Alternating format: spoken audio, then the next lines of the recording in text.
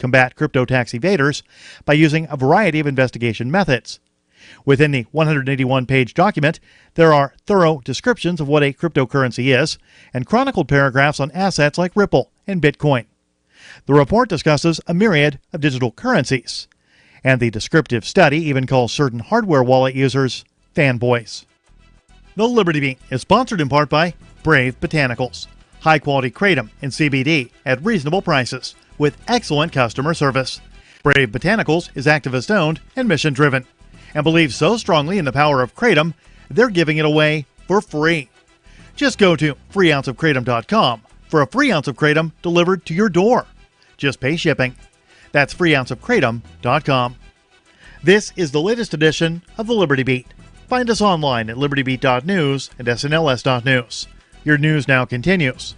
A trove of public records obtained by privacy experts at Georgetown Law revealed that ICE and the FBI have used facial recognition technology to mine state driver's license databases for information on millions of Americans without consent, a practice that critics condemned as a disturbing breach of civil liberties.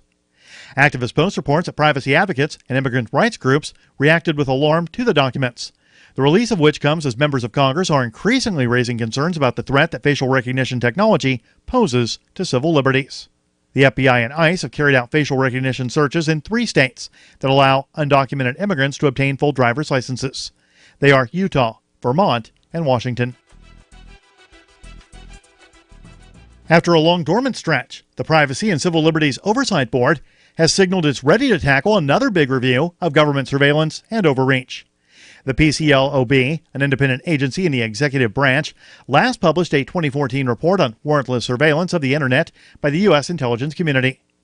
While EFF welcomes the PCLOB's efforts to bring oversight and transparency to the most controversial surveillance programs, they have disagreed with some of the board's findings, especially on surveillance under FISA Section 702. While it's a good sign that the board is turning its attention to other major issues, Activist Post reports that its mixed history means it may be a little too soon to get hopes up. This week, the board, which was created after a recommendation from the 9/11 Commission to look into the violation of civil liberties, released a strategic plan that does not shy away from investigating some of the biggest threats to privacy in the U.S. According to the document, they will be looking into the NSA's collection of phone records, facial recognition, and other biometric technologies being used in airport security. Support for the Liberty Beat comes from the Conscious Resistance Network, featuring videos, news reports, and articles from a spiritual anarchist perspective. Experience the Conscious Resistance at theconsciousresistance.com. How would you like to have your business featured on the Liberty Beat? You can. Just send an email to libertybeat@snls.news for details. This is the Liberty Beat, produced in partnership with SNLS News and listeners like you. The Liberty Beat is online at libertybeat.news and snls.news.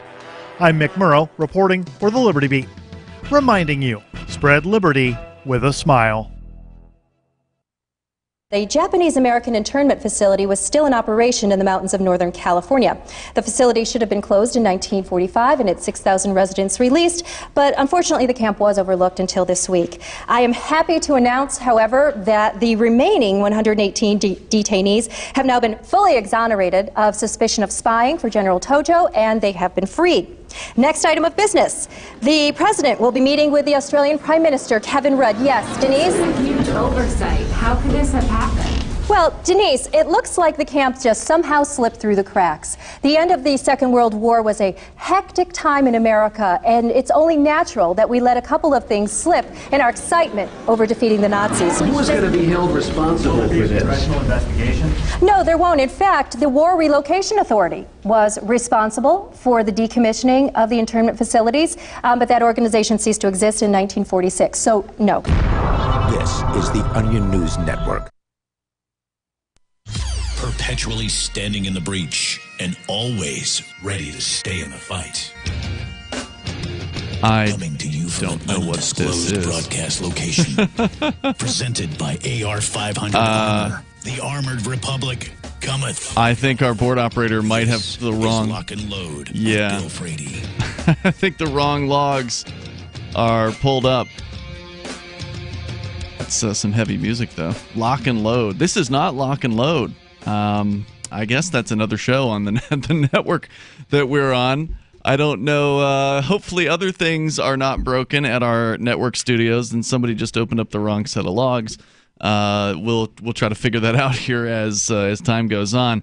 You are actually listening to Free Talk Live, and it is an open phones panel discussion with a pro-liberty viewpoint, and we'll have all of our panelists in here in a moment. But right now it's me, Ian.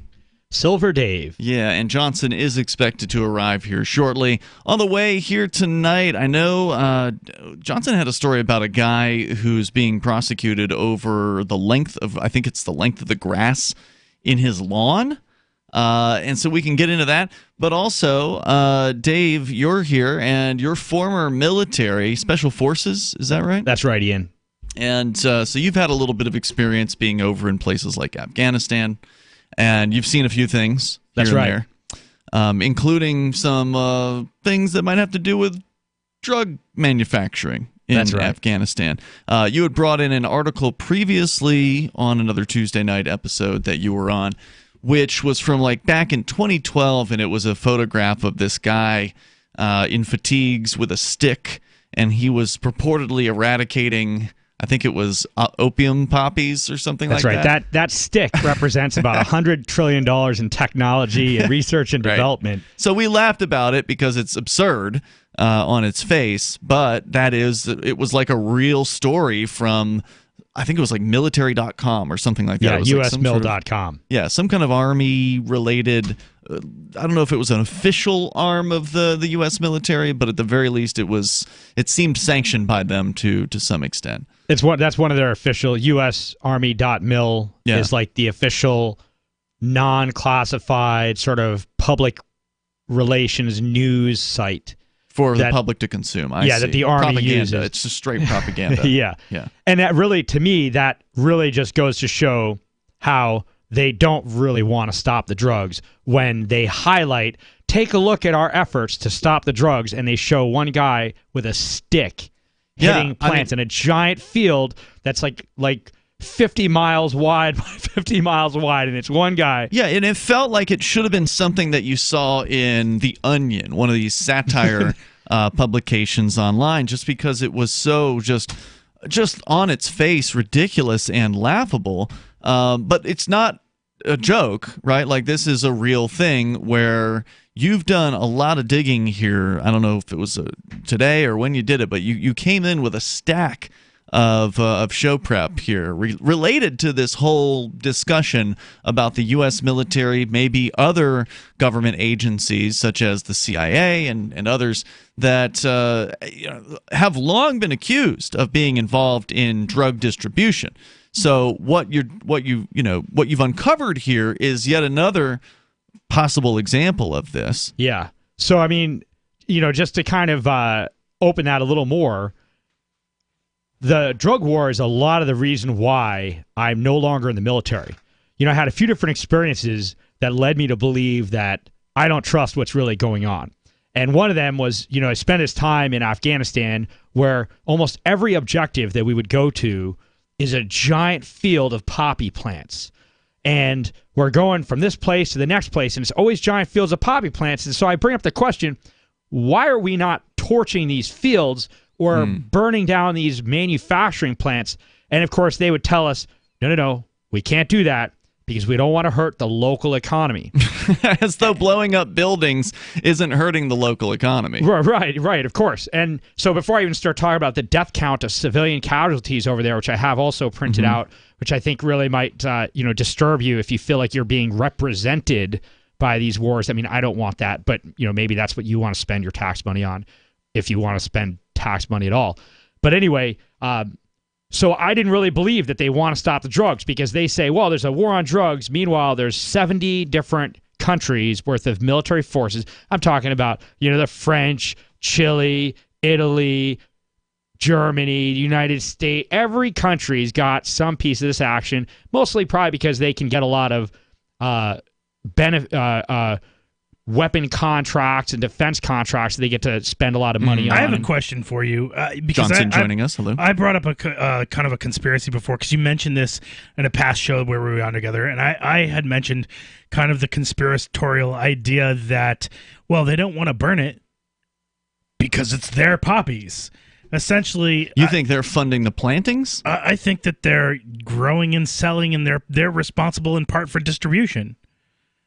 Who's they? They The CIA? Sure, the CIA, some branch of the government. They've been busted for doing it in the past. Well, so it's funny you mention that, because as we get deeper into the meat and potatoes of some of this stuff that I've uncovered, we're going to ask for your help out there, folks, because there is some things we're really looking to try to find out. Some missing people, including a gentleman from the CIA who was writing a book about this to expose the CIA and miraculously got charged with child pornography. But we couldn't find his case. And then went to prison. Meanwhile, his case is not on file with the records, even though there's a bunch of articles talking about him. It's almost like this guy disappeared. But before we get as far as that, his claim is the CIA has been responsible for trafficking drugs for 60-plus years. Now, whether I don't think he's the first person to claim that and either. he's not the first person. Now, my claim is not to say that I know all the people that are behind the different pieces of it, but also when we get deeper into this, I intend to show that according to the CDC, Center for Disease Control, that the deaths from heroin overdose have quadrupled from 2001 to 2013. And that's awfully convenient, because 2001 is when the United States invaded Afghanistan.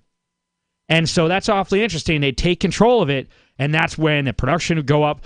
And I've also read articles that say the Taliban was against so much poppy and heroin production, and that's why they had to be eliminated, because certain crime families, like possibly the Bush crime family and other potentially, I'm not saying I know that they're behind it, but I think it's very possible that, these guys, they wanted more, the classic.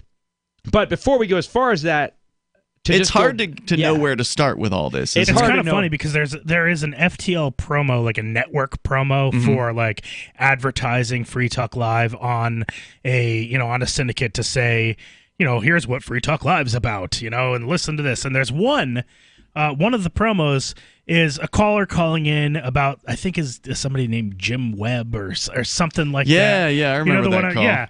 This is an old really promo. old promo. And you're like, who the hell is that? We don't know who this guy is. Right. Why do we care? Okay, he's been murdered or whatever, or he died.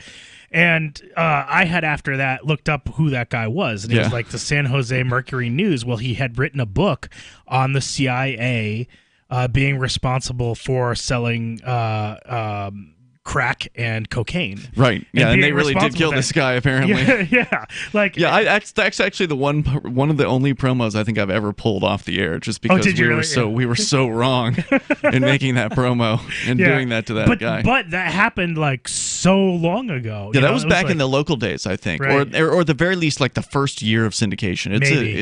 It was definitely Florida. We were in Florida at the time. Yeah, so that's a long time ago. No, not Tim Webb. Shoot, I forget who it was. There's probably people shouting his name at the radio San right now. San Jose Mercury News. He was a writer for that, and then he also wrote a book, apparently.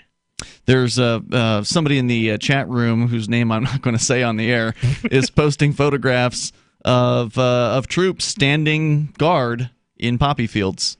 Yeah. So I'm glad you just said that. That's, by the way, discord.lrn.fm if you want to see that. If you're not sure if it's real, you could just Google. And I don't have to show you pictures that might exist off the internet, but on the internet, there are tons of pictures. They're just all over. How come there are all these pictures of poppies in Afghanistan? There's all these soldiers in Afghanistan, but it's not being stopped. Makes me wonder. Maybe there's some kind of tyrannical situation going on. The toll-free number is 855-450-FREE, plus the guy who might lose his home because he didn't cut his grass in Florida, of course, on the way. 855-450-FREE, like freedom. You can join us here. This is Free Talk Live. Don't you hate that feeling in the pit of your stomach when the police pull you over? Most people have no idea how to handle it properly, and they promptly get fed into the municipal fee-generating meat grinder. Or maybe you recall that feeling you get when you go to the mailbox and see one or more letters from the IRS. You get a sense of impending doom, don't you? So let me ask you, if you could learn how to use the law to beat the IRS, traffic tickets, almost any courtroom scenario, collectors, credit card debt, and even mortgage debt because of fraud perpetrated against you. Would that be worth knowing about? Don't laugh. Investigate. Check out the life-changing benefits of the Lighthouse Law Club at their website, lighthouselaw.club. That's lighthouselaw.club. And while you're at it, visit the Lighthouse Law Club YouTube channel. You might be in for a pleasant surprise.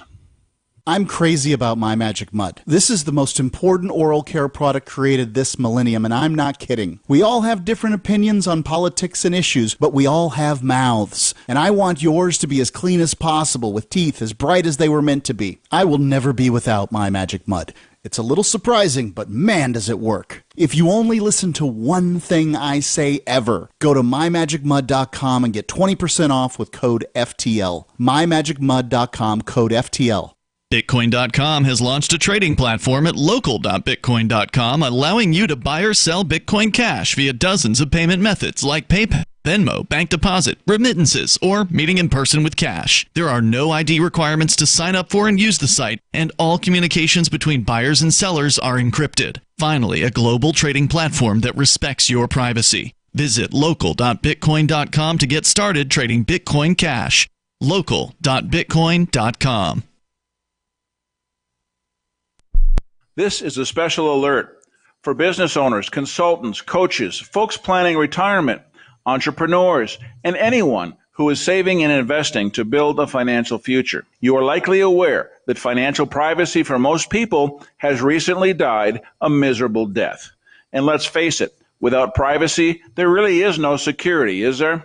Bankrupt governments and banks on the verge of collapse are perhaps the biggest threat to your financial future today. The Lighthouse Law Club recognizes this and has been working diligently to provide safe, secure, and productive tools to ensure your privacy, your financial security, and your future financial well-being, despite the catastrophes which many people fear are looming ahead of us. Find out more with a variety of free videos on the YouTube channel for Lighthouse Law Club. Just search YouTube for Lighthouse Law Club and secure your future today. Some of you asked, and now we've delivered. LRN.FM's live Keene, New Hampshire studio shows are now streamed in HD on Twitch. Visit our channel at twitch.lrn.fm and give it a follow. If you have Amazon Prime, you get one free subscription on Twitch. If you use it on our channel, Twitch will give LRN.FM a monthly piece of your Prime subscription cost. So please watch, follow, share, and subscribe to twitch.lrn.fm. That's twitch.lrn.fm. The new 4th edition of Healing Our World, The Compassion of Libertarianism, will take your understanding of liberty to a deeper level and has over 1,300 updated references, new cartoons, and a foreword by Dr. Ron Paul. With discounts for multiple book purchases, the 4th edition of Healing Our World is a great gift for the liberals, pragmatists, environmentalists, and Christians in your life who think libertarianism is cold-hearted. Get yours today at healing.freetalklive.com and use promo code FTL for a $5 discount. You can put the Liberty Radio Network on the air in your area. Visit broadcast.lrn.fm to learn how. Broadcast.lrn.fm.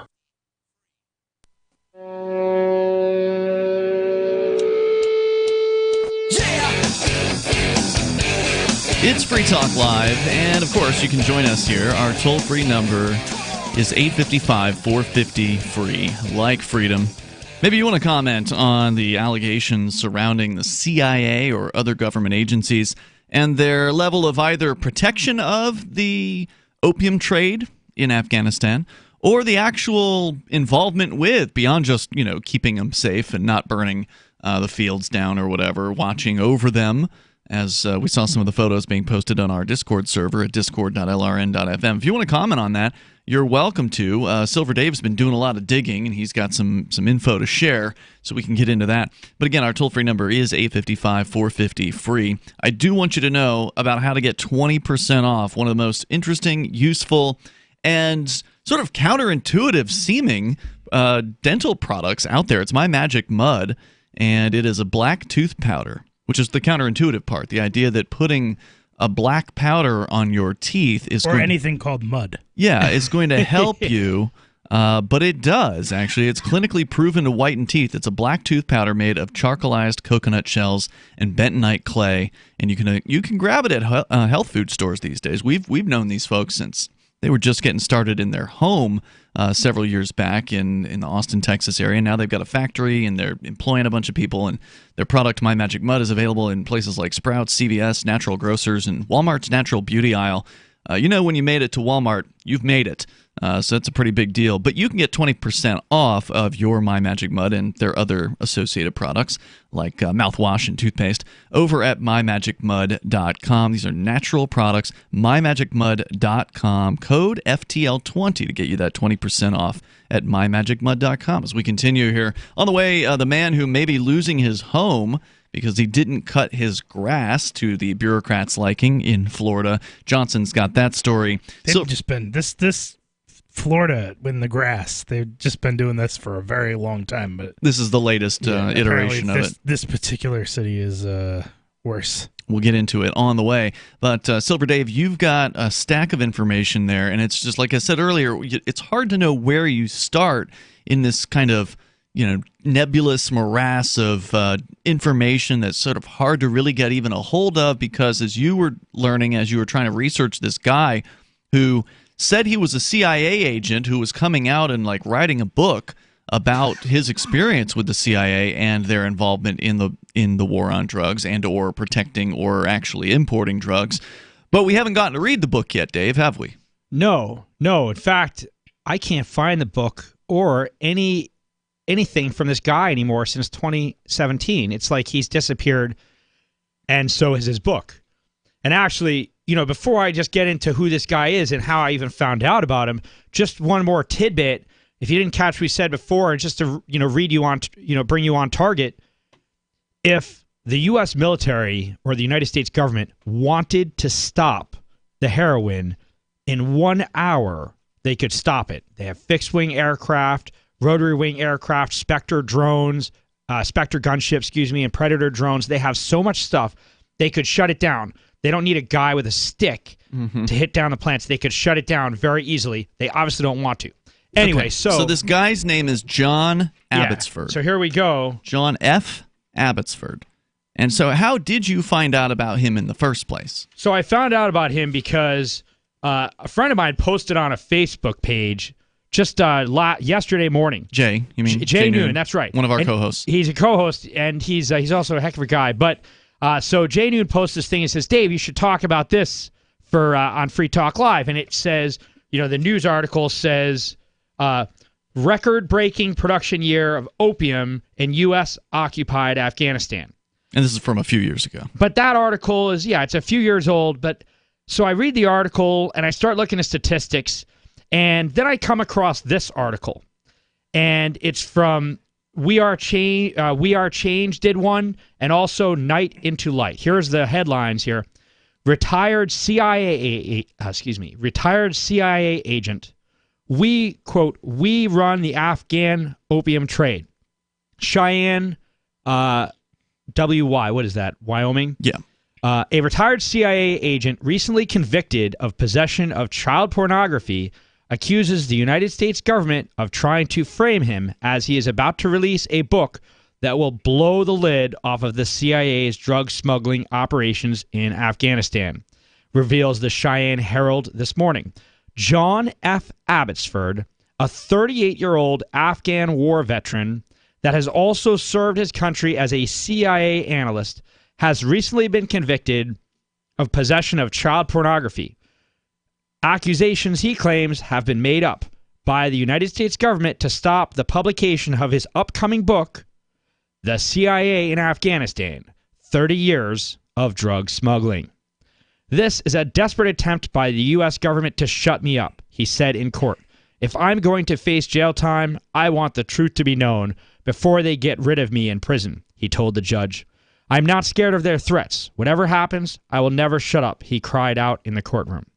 Well, what's interesting... Now, what's the source of this? So this one is Night into the Light. Mm-hmm. And are they citing a source? Because there's... I found a... WorldNewsDailyReport.com. Yeah, okay, this may be satire. So, according to r/conspiracy, this particular site, World News Daily Report, is a satire site. That this may not have been a real story. Well, I just see that underneath a picture that's sort of covered up. So I don't know. Well, here's another article that said it's not satire, but they put up an article that said it was satire. Which almost makes me think... World News Daily Report assumes all responsibility for the satirical nature of its articles and for the fictional nature of their content. So that explains why we couldn't find this guy on a Pacer website. So basically, this was a fake story. Fake news. That's not to say it's untrue, right? Like, all good satire has a kernel of truth in it, right? It makes it believable because we've heard so much about the CIA and the drugs in Afghanistan. And I'm not saying that it's fake that, they're involved. It's weird. There's satire, you would think, and I'm looking at the story here from the World News Daily Report as reposted on adam.curry.com. Yeah, because the story that was linked on the r/conspiracy isn't even there. It's a 404 on their website. So I found it on Adam Curry's website, and it's not very satirical. So I don't, No, it's plausible. Yeah, right? it's so extremely plausible that I don't see even a hint of comedy in it. It's not like The Onion or something like that where you could go, that's worth a chuckle. There's nothing funny that in sounds story. to me like another article that sort of is used to cover up this original article and maybe disguise it as satire. Because here's this, right, from another group. This is CLG legitgov.org news, or CLG News, legitgov.org. Your source for deep state truth, breaking news and commentary. And it says, retired CIA agent, we run the Afghan opium trade. And it says, important redaction update on this, quote, fictional story, the headline and summary below. Sounds so like they already knew it was fake, is what you're saying. Well, these guys are saying below, it's not fake. And I'll read it in a minute. All right, 855-450 free. So far, this is sounding like it is not a real story. But if you want to comment, you're welcome to join us. The toll-free number here is 855-450 free, like freedom. However, again, it's plausible. And there's even another story on the World Daily Report here thing we'll share as well. It's Free Talk Live. This is a special alert for business owners, consultants, coaches, folks planning retirement, entrepreneurs, and anyone who is saving and investing to build a financial future. You are likely aware that financial privacy for most people has recently died a miserable death. And let's face it, without privacy, there really is no security, is there? Bankrupt governments and banks on the verge of collapse are perhaps the biggest threat to your financial future today. The Lighthouse Law Club recognizes this and has been working diligently to provide safe, secure, and productive tools to ensure your privacy, your financial security, and your future financial well-being, despite the catastrophes which many people fear are looming ahead of us. Find out more with a variety of free videos on the YouTube channel for Lighthouse Law Club. Just search YouTube for Lighthouse Law Club and secure your future today. On Free Talk Live, we're bringing people to the ideas of liberty every day. From wrestling superstars like Glenn Jacobs. You guys really are having an impact, I believe. Like I said, a lot of where I am now is due to listening to Free Talk Live. You changed my mind on some very important issues years ago. To random people tuning in on the radio. I was kind of stuck in the left-right paradigm. I heard your show by chance on a Saturday night. From there, I went on, joined the Free State Project, and become an amplifier. So, that's really the reason why I amp is because I know that if it wasn't for you guys being on as many stations as you are, I never would have found the ideas of liberty. Your amp will directly change more lives by getting Free Talk Live in front of people looking for talk radio online and on the air. When you amp Free Talk Live, you get perks like access to the AMP-only Facebook group and AMP podcast. Visit amp.freetalklive.com. Cell 411 is a free app for Android and iOS that replaces government-controlled 911. Cell 411 allows you to preset a group of friends or private organizations to show up at any emergency. Cell 411 is a nightmare for the state because it proves their so-called services aren't needed. Cell 411 has had thousands of installs, and of course it's covered by the BIPCOT no government license. Cell 411 because your friends won't shoot you when you're in trouble. Without the government, who would build the emergency services? You and Cell 411. Get it today at getcell411.com. So you've heard all 3 hours of the latest episode of Free Talk Live, and you're still hungry for liberty-oriented audio content? Did you know that we have another 24/7 audio stream at LRN.FM? The Liberty Radio Network airs the latest episodes of some of the best liberty-oriented podcasts on the internet around the clock. In addition to recorded content, you'll also hear live shows like Free Talk Live, originating from our Keene, New Hampshire studio. So listen anytime at LRN.FM. That's LRN.FM. The Free State Project has reached its goal of 20,000 liberty lovers who've pledged to move to New Hampshire and get active to achieve liberty in our lifetime.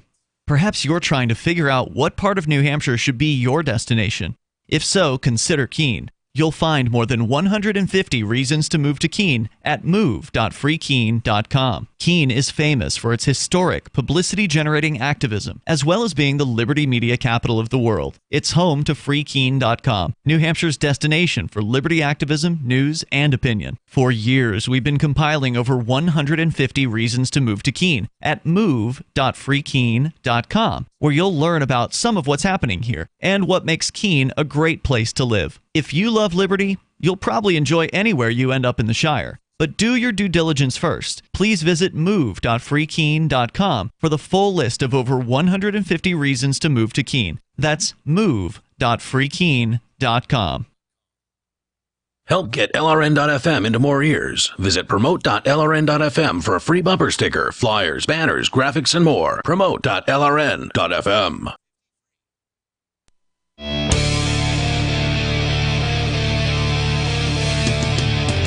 It is Free Talk Live, and you can take control of the airwaves here. The toll-free number is 855-450-FREE like freedom. That's 855-450-3733. We have the Discord call-in line rooms. They're at discord.lrn.fm. Maybe you want to comment on the CIA's involvement or alleged involvement in dealing drugs, transporting drugs, protecting the dealing and transporting of drugs.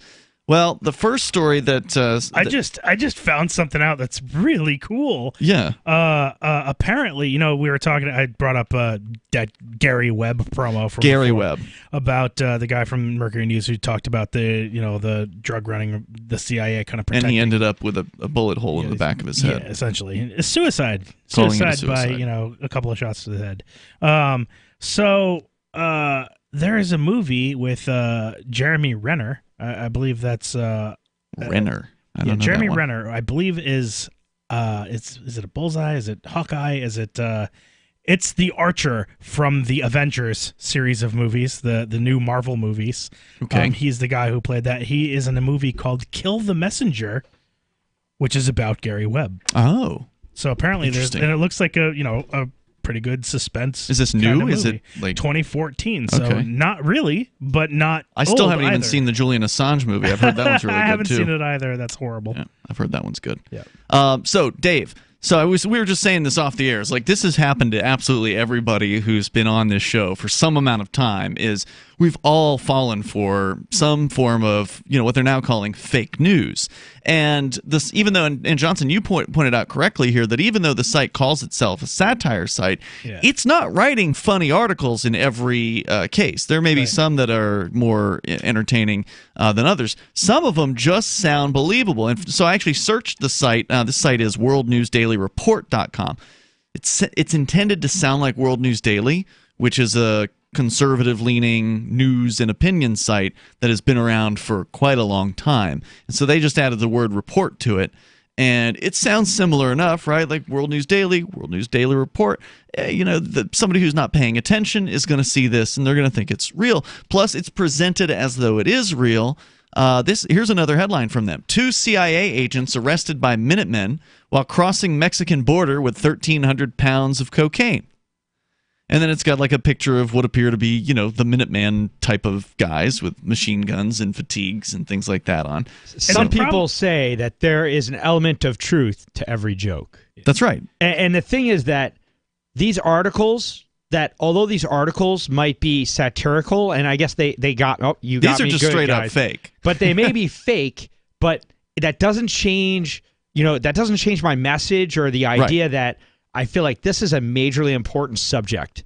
And well, that's why we're going to continue talking about this. This is important, and it doesn't change my experience. Doesn't change anything about my perception that these guys don't want to stop the drugs. That they're involved and in the way that they're profiting from it. And I don't mean like Captain Clink and Sergeant Bilko. I'm talking about like people like the Bush family or people higher than the that. High ups, the high up.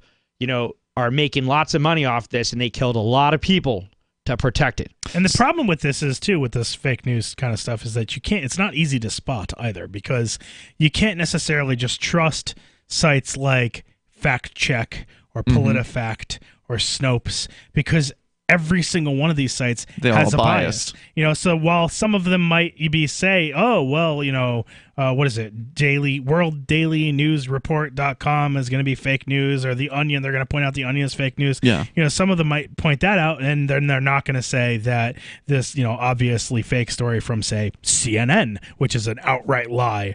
They're not going to point that out. Yeah, you got to be careful. Happen too. Right, you got to be careful believing something just because it's written on a mainstream site. A lot of times those reporters get the story wrong, but in many cases you do get sometimes more than one source for similar stories. You can look over and find out what RT is saying, which is Russia Today, the Russian government's propaganda arm. You kind of have to, if you want to read the news, you have to read a source that's on the left, obviously on the left, a source that's obviously on the right, and at least one or two international sources when you're looking through news to get a full picture, and then you still have to make your own decision. It's true. Yeah, well, it's funny. I was looking at, I looked at Fox News and I looked at CNN just to kind of see what type of things that they were putting on their website, what things they were showing. And I thought it was really telling about what society really cares about. Because, key headlines were about, what's the woman's name in this, there used to be the show of Married with Children, the guy.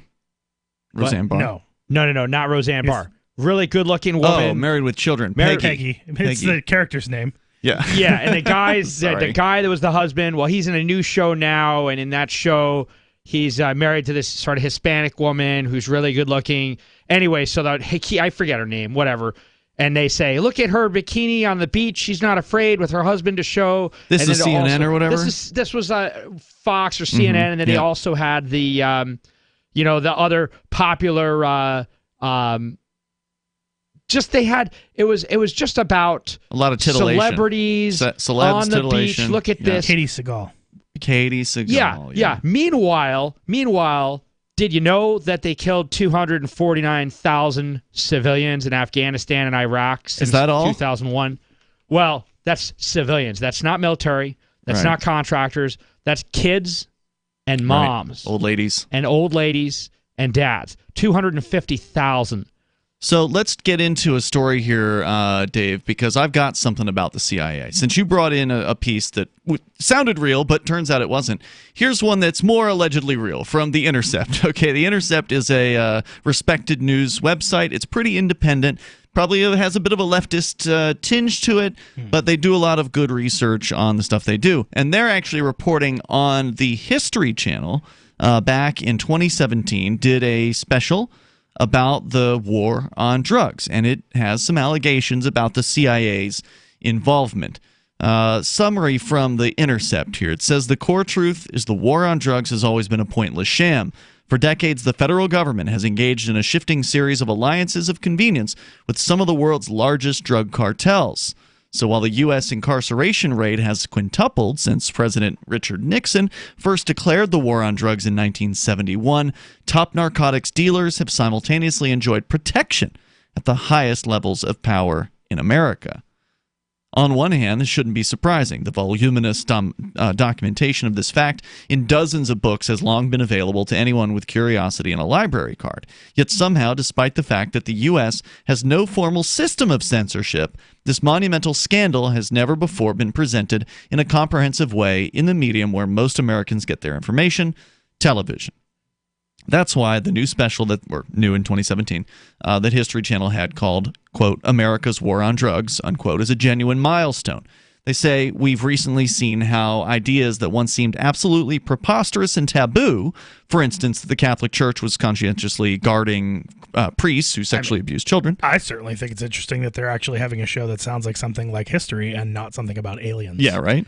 Or that Bill Cosby may not have been the best choice for America's dad, can after years of silence finally break through into popular consciousness and exact real consequences. The series could be a watershed in doing the same for the reality behind one of the most cynical and cruel policies in U.S. history. They then talk about the series and who are the producers. There's a bunch of footage and recreations, and they've got former DEA operatives as well as journalists and drug dealers themselves that are interviewed in this. There's no mealy-mouthed truckling about what happened. The first episode opens with the voice of Lindsay Moran, a one-time clandestine CIA officer, declaring, quote, the agency was elbow deep with drug traffickers, unquote. Then Richard Stratton, a marijuana smuggler turned writer and television producer, explains, quote, most Americans would be utterly shocked if they knew the depth of involvement that the CIA, the Central Intelligence Agency, has had in the international drug trade, unquote. So that's a little bit to tantalize you here. There's a little bit more that we'll share, and obviously a lot more, I imagine, in this series from the History Channel called America's War on Drugs. We'll continue here in moments. You can share your thoughts on government involvement on both sides of this war, the supply side and the busts and the jailings. This is Free Talk Live. Fellow Patriots, my name is Todd Savage, founder of BlackRifleRealEstate.com. Like you, I was a prisoner of the alt-left sanctuary state until one day I chose to lead my family to freedom. Today we live on a sustainable 20-acre homestead where we shoot, hunt, garden, and homeschool our children without the tyranny of the nanny state looking over us. If you're ready to flee the city to the freedom of Idaho or Montana, our Black Rifle Real Estate team is here to help.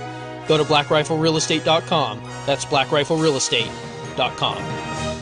Dahibo Tea Club's original pure Pau d'Arco Super Tea comes from the only tree in the world that fungus does not grow on. So it naturally has antifungal, antiviral, antibacterial, anti-infection, anti-inflammation, and anti-parasite properties. But maybe more importantly, Dahibo Tea Club's original pure Pau d'Arco Super Tea builds corpuscles in the blood which carry oxygen to our organs and cells. Our organs and cells need oxygen to regenerate themselves. The immune system needs oxygen to develop, and cancer happens to die in oxygen. The tea is great for healthy people, and it can truly be miraculous for someone fighting a potentially life-threatening disease due to an infection, diabetes, or cancer. Dahibo Tea Club's original pure Pau d'Arco Super Tea is only $34.95 plus shipping. Order now at shopsupertea.com or call 818-984-6100. That's shopsupertea.com, 818-984-6100, shopsupertea.com. Hunters, anglers, campers, and survivalists. Get back to nature. Expand your horizons with the highest quality, most versatile, unique slingshots and sling bows on the market at slingbow.com. Slingbow products are compact and models start from just $17.98. They're perfect for your bug out bag or storing in your vehicle. Give yourself and your loved ones the excitement and tradition of Slingbow, a new frontier in archery and truly modern twist on this primitive survival tool. Feel the thrill only at slingbow.com. This is Michael Dean from the Freedom Fiends. I've run websites since 1996 and have used over a dozen web hosts in that time. AgristHosting.com is the only one that hasn't broken my heart. Agrist Hosting's uptime and service is stellar, and their DDoS mitigation is the best I've seen. That's important because if you tell the truth in this world, you'll ruffle feathers. And some people will try dirty tricks to silence your voice. No matter what the haters hit us with, Agrist Hosting keeps our websites online. If you have a mission-critical commercial presence or a world-changing activism site, you cannot tolerate any skullduggery. So go with agristhosting.com. Have a WordPress or blog site, but you're not satisfied with performance or uptime? Or just want raw hosting? Want to pay with Bitcoin? Agris Hosting specializes in high-performance hosting with personalized service. Go to agrishosting.com and click on the button that says Get Hosted. That's agrishosting.com. If you want to know the latest about Free Talk Live before we go on the air, all you need to decide is how you want it delivered. It's your choice. Visit news.freetalklive.com to receive our usually weekly news updates by email. Plus, we have a Twitter account at twitter.freetalklive.com, and you can follow us on the decentralized Mastodon platform at toot.freetalklive.com. So please follow us at toot.freetalklive.com and sign up for our emails at news.freetalklive.com. Are you a cryptocurrency advocate? The Crypto Tip is the ideal outreach tool to help new people discover cryptocurrency. It's a printable business card-sized tip that you can give to service providers, preferably in addition to a good cash tip. When the server scans the QR code, it'll bring up an explanation of cryptocurrency, how to install a wallet, and allow them to claim the tip. If they don't claim the crypto, you get your tip refunded to you after a time period you specify. Plus, if they do claim the tip, you get an email alert. Create as many tips as you want at cryptotip.org. That's cryptotip.org. Some of our live shows are streamed in HD on Twitch. Please follow and share at twitch.lrn.fm. That's twitch.lrn.fm.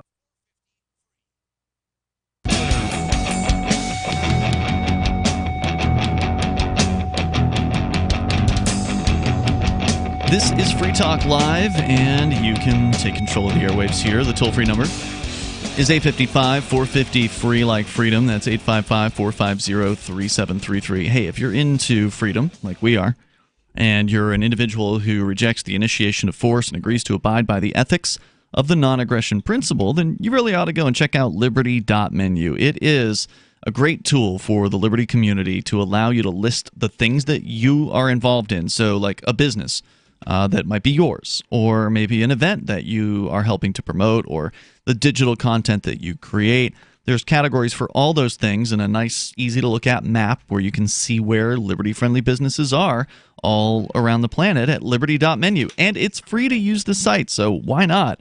Unless you don't want people to know that you care about freedom, unless you don't want people to find your business, get on over to liberty.menu. And get your stuff listed there. It's free. You can use code FTL and get a special Free Talk Live listener badge if you'd like at liberty.menu. So more of the Intercept.com. Dave, you brought up a really important idea here tonight, and one that honestly doesn't get a whole lot of news coverage in general, that the U.S. government has some level of involvement, maybe large, in the world of illegal drug distribution, either protecting the drug dealers that are, at the highest levels, or actually doing the importing themselves.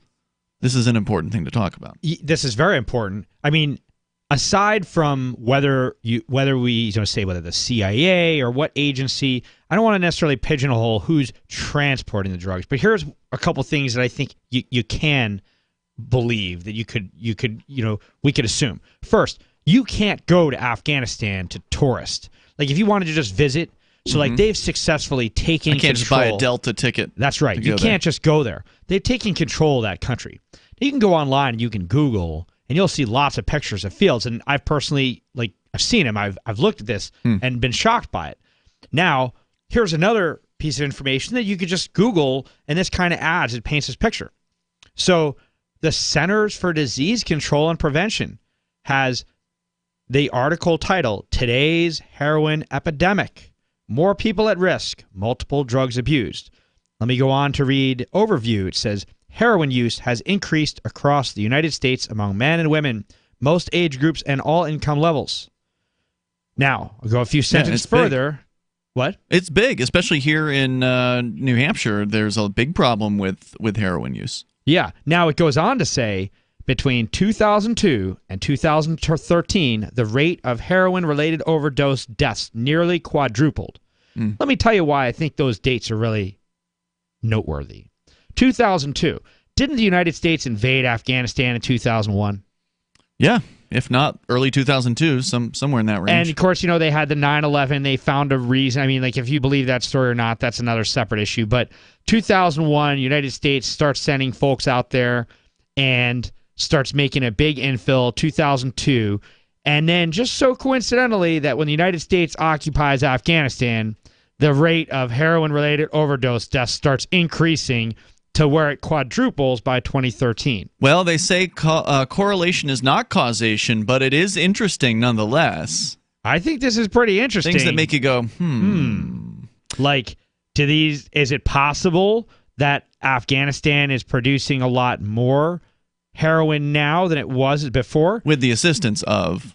Well, with the assistance of protection. Here's another piece of information that a lot of people have told me, and I found several different articles that have indicated that that the Taliban was actually against opium and heroin production, that they were like too restrictive. That they were too restrictive. Yeah. And of course, the United States government had to destroy them so that way they could take that country and turn it into a giant opium poppy farm. And so like Afghanistan's covered in poppy plants. I remember every place we would go was poppy fields. And there was one place that had almond trees. And I slept underneath the almond trees. And then I came back to America and found out that raw almonds are like practically like illegal, and that California is allowed to call almonds raw, but even though they're not raw, because they said, well, but they're required by law to be pasteurized for safety, because safety and everything. Yeah, whatever. But they're allowed to call them raw because they said, but then people won't buy our product because they want raw. Okay, well, you can lie.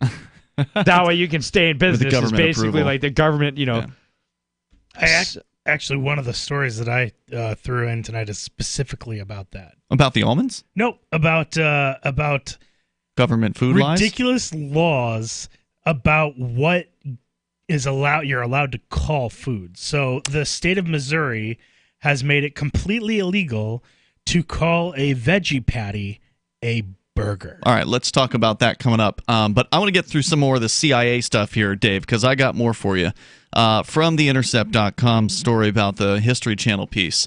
They say New York University professor Christian Parenti tells viewers, quote, the CIA is from its very beginning collaborating with mafiosos who are involved in the drug trade because these mafiosos will serve the larger agenda of fighting communism. That was apparently the excuse. For the next 8 hours, the series sprints through the history that's largely the greatest hits of the U.S. government's partnership with heroin, hallucinogen, and cocaine dealers. That these greatest hits can fill up most of 4 2-hour-long episodes demonstrates how extraordinarily deep and ugly the story is. First, we learn about the CIA working with Florida mob boss Santo Traficante Jr. in the early 1960s. The CIA wanted Fidel Castro dead. His name is Traficante? That's right. And in return for Traficante's help in various assassination plots, was willing to turn a blind eye to the extensive drug trafficking by Traficante and his alleged... That's like somebody who goes into like metal work and their last name is Smith, or someone who, Well, there's a reason they had that last name, right? Traficante. A lot of those old last names were what those people did. Right. Apparently this guy traffics. Indeed, and his Cuban exiles also protected. There's also the extremely odd tale of how the CIA imported significant amounts of LSD from its Swiss manufacturer in the hopes that it could be used for successful mind control. Well, instead, by dosing... The Swiss are famous for, chocolate and LSD. And LSD. Instead, by dosing thousands of young volunteers, including Ken Casey, Whitey Bulger, and Grateful Dead lyricist Robert Hunter, the agency accidentally helped popularize acid and generate the 1960s counterculture of psychedelia. I didn't know that. During the Vietnam War, the U.S. allied with anti-communist forces in Laos that leveraged our support to become some of the largest suppliers of opium on Earth. Air America. Heard of that movie? A CIA front flew supplies for the guerrillas into Laos and then flew drugs out, all with the knowledge and protection of U.S. operatives.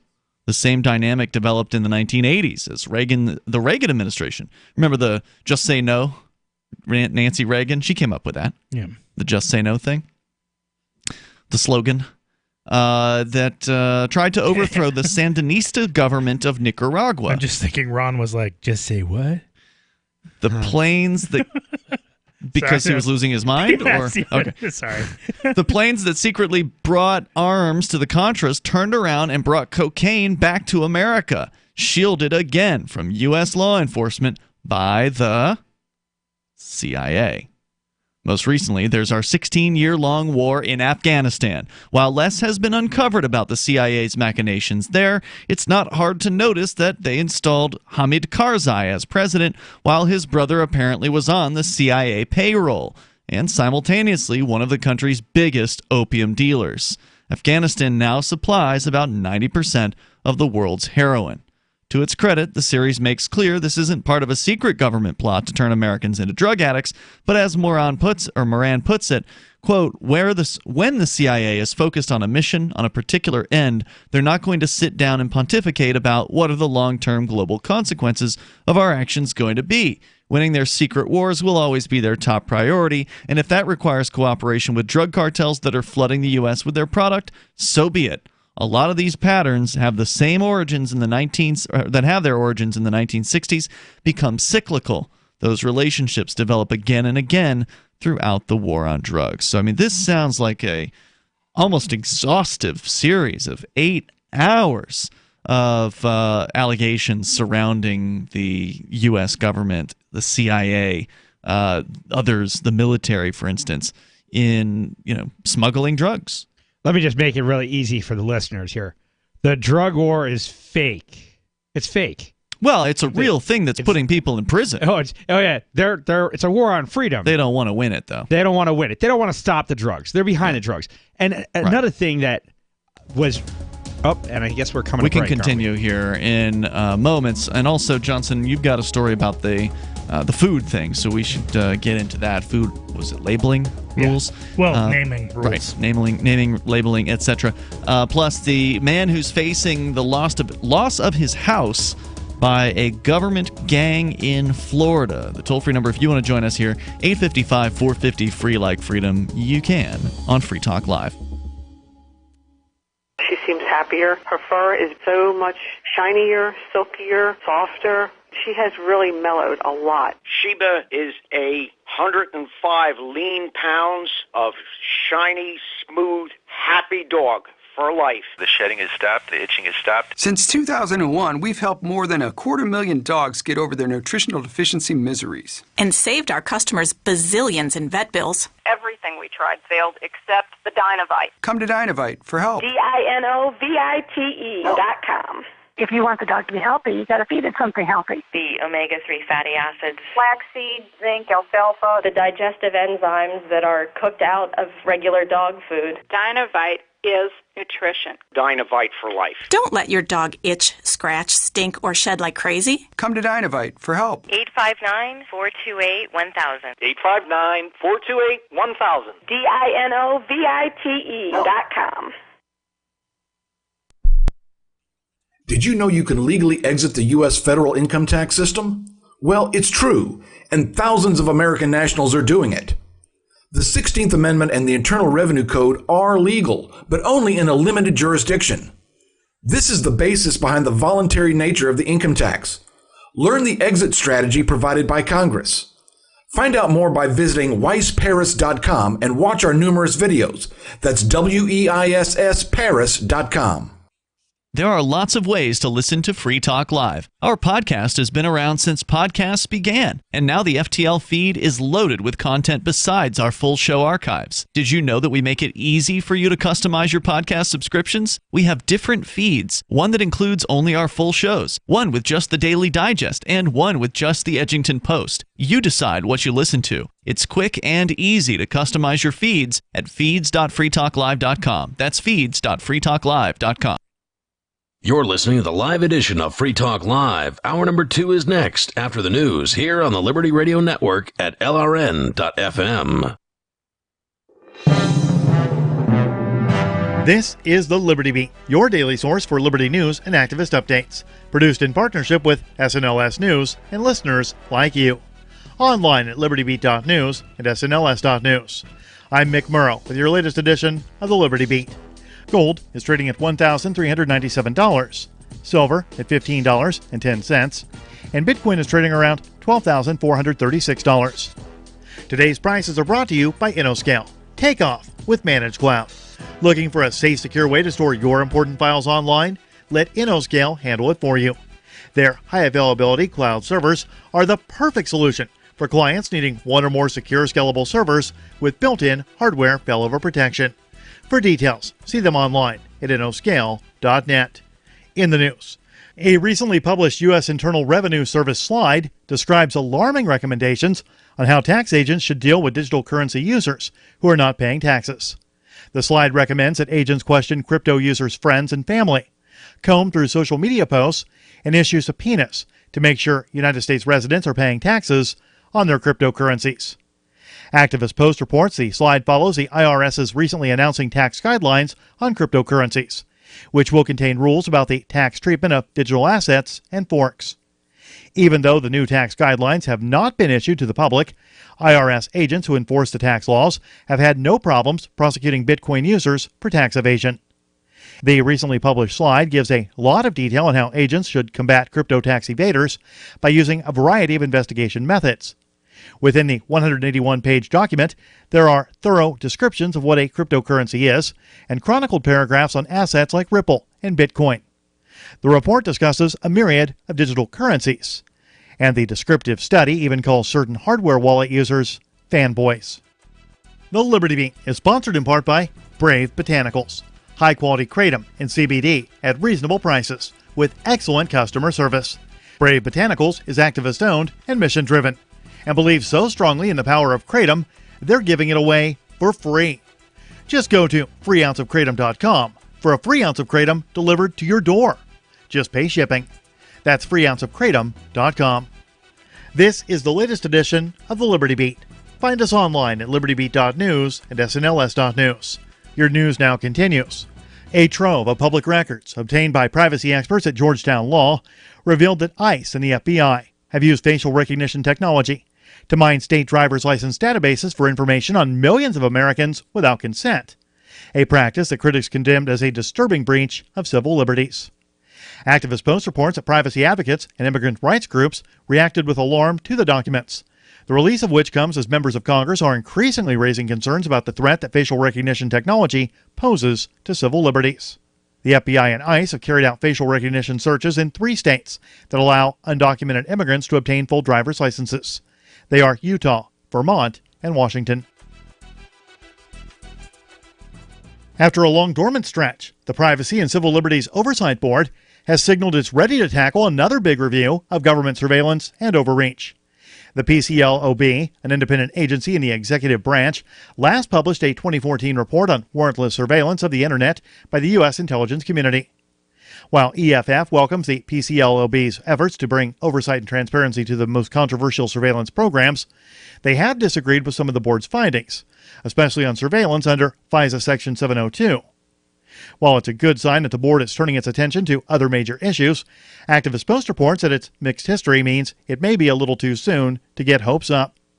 This week, the board, which was created after a recommendation from the 9/11 Commission to look into the violation of civil liberties, released a strategic plan that does not shy away from investigating some of the biggest threats to privacy in the U.S.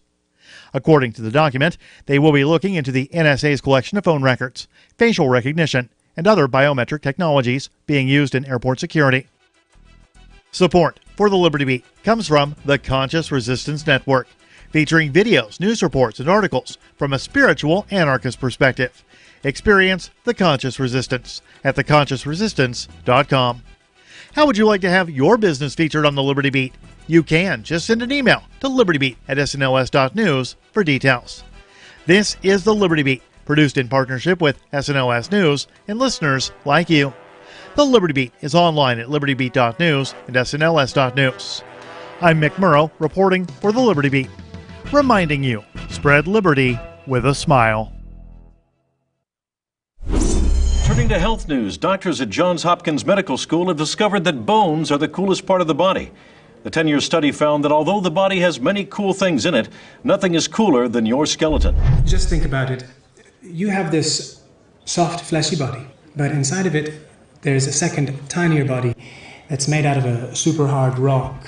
Our data is conclusive. Bones are very, very cool. To conduct the study, researchers examined every single body part and determined how cool or uncool it was. We initially thought the brain might be the coolest part because it's like a computer that runs on food. But when we looked at it up close, it was all gross and wrinkled. Brains are not cool. Bones are cool. Doctors discovered that there are big, strong bones like baseball bats in your arms and legs, hand bones that look like a monster claw, and skull bones that make a scary face.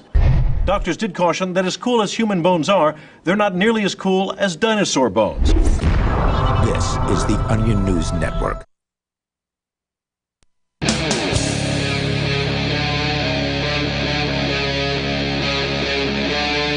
Free Talk Live.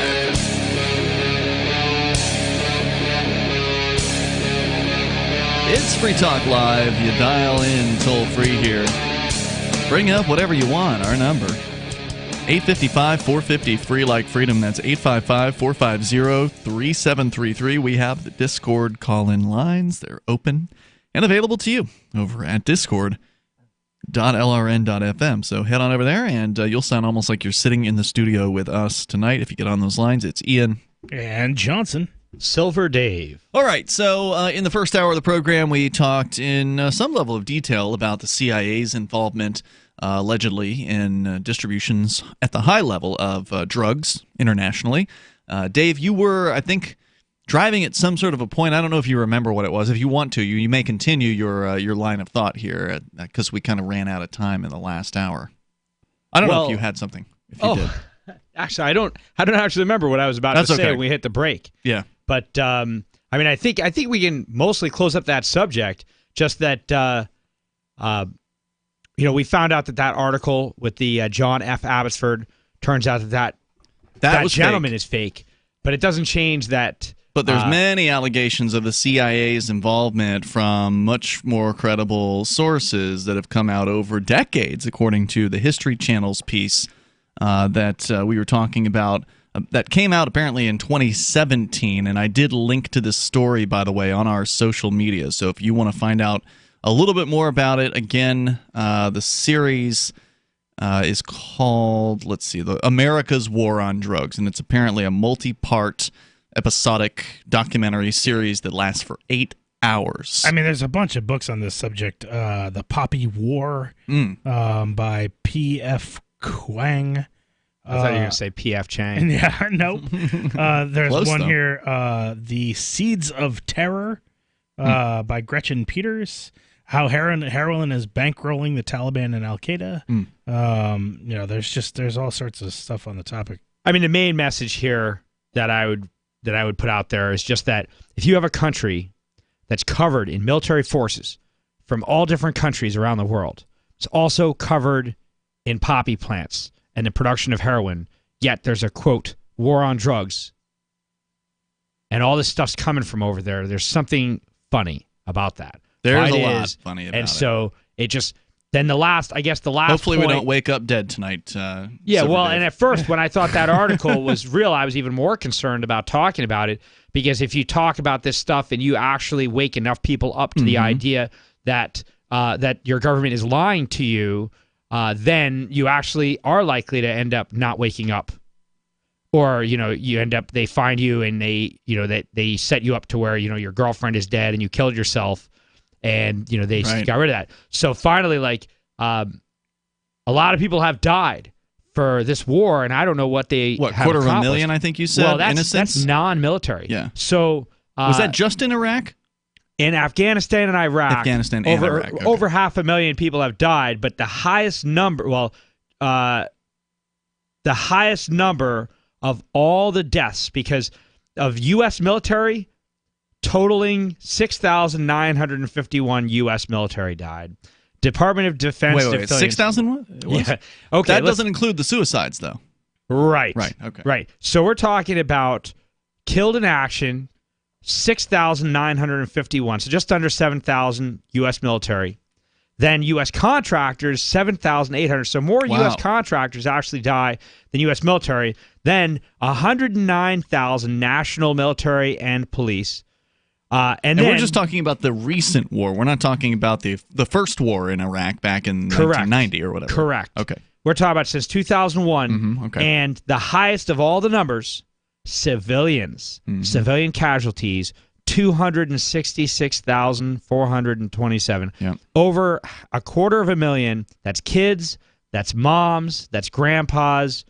And there were some pictures that came along with this article, which of course we can't show you on the radio, but pictures of kids with eye patches and stuff like that. That stuff. So like that is the cost of these wars that I don't believe are for freedom.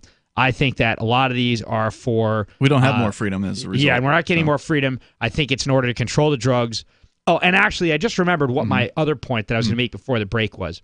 So you can't patent heroin, but these pharmaceutical companies have patents for a lot of different painkillers. Sure, and so it makes perfect painkillers. sense that they have patents for painkillers, and the ones that they have patents for are legal because they can stop the competition.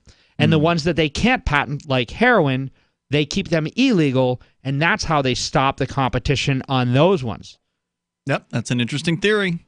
I think there's something to it. And so I think it makes sense to me. Anyway, so I don't feel represented at all. Yeah. I don't feel represented. They're never going to represent us on this. I mean, we may see a slight rolling back on the war on marijuana over the next few years, but I mean, the idea that we're going to see an end to the war on drugs in our lifetime, as long as the federal government continues, there's so much police interest to keep this going on. There's so much funding involved. I mean, let alone aside from the CIA aspect of the sort of the clandestine aspect of keeping this thing rolling on the supply side, the police benefit big time from all the funding. For instance, they get a ton of taxpayer dollars to buy new tanks. That's what I was about to say. Tanks and sniper body rifles. armor. I mean, these guys are like militarized police, and a lot of people said, when you see these militarized police, that's when you need to be really concerned because that's what the Nazis were like. I mean, we are in a major... They've got a Bearcat here in Keene, New Hampshire, which is a town of 23,000. They have a armored personnel carrier, and, it's got gun ports on it. And they got it 8 years ago. And I remember I first came to Keene. It has been almost that long. I first came to Keene, and it was right around 2011, 2012. Yeah. And I remember going to the police department and asking them questions about what are they going to use this thing for, and they're like, oh, well, but it's got gun ports. I mean, this thing... Many of whom are former military, by the way, the police. Yeah. Many of them. Yeah. Not all. And they will kill you. They will kill people of their own, the great family, their own American brothers, or they would call it. They will kill you. Over some drugs, too. Over some drugs. And they'll do it just because they're ordered to do it. So... well, that's an upper. 855-450-FREE. That's 855-450-3733. Let's change gears, guys. And Johnson, we'll get to the grass story here in a little bit, but since it was related to some of the conversation we had in the last hour about food, naming, food regulations. Right. What's in the news about this? So this is from Boing Boing from Cory Doctorow, has written an article here this Sunday saying that the FDA... totally not enthralled the big dairy. So this is his commentary. We're going to ban calling almond milk. Missouri state legislator totally not enthralled. Oh, right. So he's being facetious when he says totally not enthralled, right? Because it's obviously being done at the behest of the milk producers. Yeah, and he goes on to say Missouri state legislature totally not enthralled to big agriculture. Hold my beer. Also prohibited veggie hot dog, tofu dog. And he says the fact that... What? Yeah, you can't call something a tofu dog? Correct. It's against the law in Missouri now. Wow. The fact that beef-based hot dogs are not made from dogs is not a problem, apparently. The law would also prohibit the use of burger or dog in relation to vat-grown, cell-based food, which is made out of meat. The statute reserves these appellations for foodstuffs derived from slaughtered livestock. Wow. So the bill, which passed in January and goes into effect so this now, is a done deal, okay. Yeah, was celebrated by a thoroughly disinterested party, Mike McCormick, president of the Mississippi Farm Bureau Federation. Do these guys have hobbies? Like, I mean, do they have something to do with themselves, like in their spare time, that they're like, coming up with these kind of things? Pathetic. I mean, on the part of the meat industry who presumably lobbied for this. McCormick says this bill will protect our cattle farmers from having to compete with products not harvested from an animal. Yeah, they haven't prohibited the products. They've just prohibited the naming of the products. Can you imagine if people made veggie burgers? That's what's happening, and that's what they're trying to prohibit. Yeah. They're trying to... Veggie patties? Are they going to be allowed to call them patties? I don't know. Discs. Veggie discs? Veggie discs. 855-450-FREE. That's 855-450-3733. There's more to say about this on the way, and your calls and thoughts welcome on these ridiculous food labeling laws. It's Free Talk Live. Bitcoin.com has launched a trading platform at local.bitcoin.com, allowing you to buy or sell Bitcoin Cash via dozens of payment methods like PayPal, Venmo, bank deposit, remittances, or meeting in person with cash. There are no ID requirements to sign up for and use the site, and all communications between buyers and sellers are encrypted. Finally, a global trading platform that respects your privacy. Visit local.bitcoin.com to get started trading Bitcoin Cash. local.bitcoin.com. Are you concerned that the values that made America great are no longer taught in schools? Well, I am, so I got my son the Tuttle Twins children's book series. My name is Jack, and I'm 11, and I just finished the Tuttle Twins series. It taught me about liberty, free market economics, and entrepreneurship. Give all the young people in your life a chance at reason and clear thought, because they're not going to get it at school. There are 9 books in the series, and each one teaches a set of ideas that children aren't getting elsewhere. Go to TuttleTwins.com and use coupon code FTL to get 40% off. That's TuttleTwins.com. Don't you hate that feeling in the pit of your stomach when the police pull you over? Most people have no idea how to handle it properly, and they promptly get fed into the municipal fee-generating meat grinder. Or maybe you recall that feeling you get when you go to the mailbox and see one or more letters from the IRS. You get a sense of impending doom, don't you? So let me ask you, if you could learn how to use the law to beat the IRS, traffic tickets, almost any courtroom scenario, collectors, credit card debt, and even mortgage debt because of fraud perpetrated against you, would that be worth knowing about? Don't laugh. Investigate.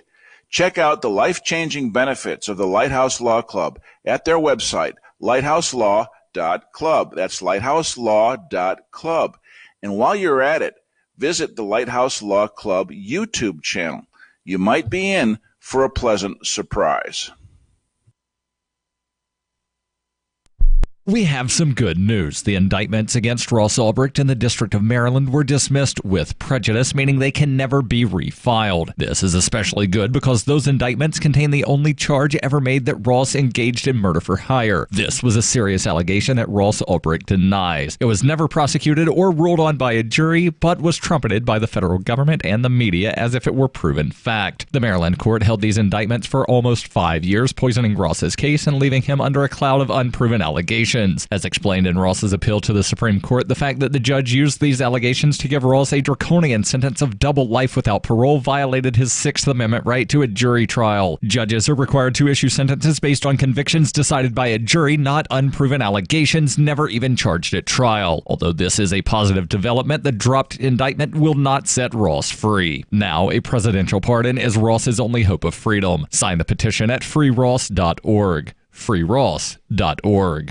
LRN.FM now has a Discord. Discord is a free text and voice chat platform, and we now have our own server with a bunch of channels at discord.lrn.fm. You can join other listeners as they chat about various things during our live shows, or anytime, day or night. Discord software is available cross-platform, so you can have it on whatever device you want and take your chats anywhere. Join our Discord at discord.lrn.fm. That's discord.lrn.fm. Did you know that Free Aid is a mutual aid, educational, and networking organization? At Free Aid, we support volunteers who provide first aid. We do outreach to the public about health and safety, and we bring together medically skilled freedom lovers. Free Aid is made possible by your generous support. Donors can receive great gifts like first aid kits, t-shirts, silver dime cards, and hoodies. The Free Aid Silver Dime Card Project is sponsored in part by Roberts & Roberts Brokerage, Freedom's Phoenix, and Don't Tread on Meme. Visit fr33aid.com. Love what we do? Please help support our international satellite channels at patreon.lrn.fm. That's patreon.lrn.fm.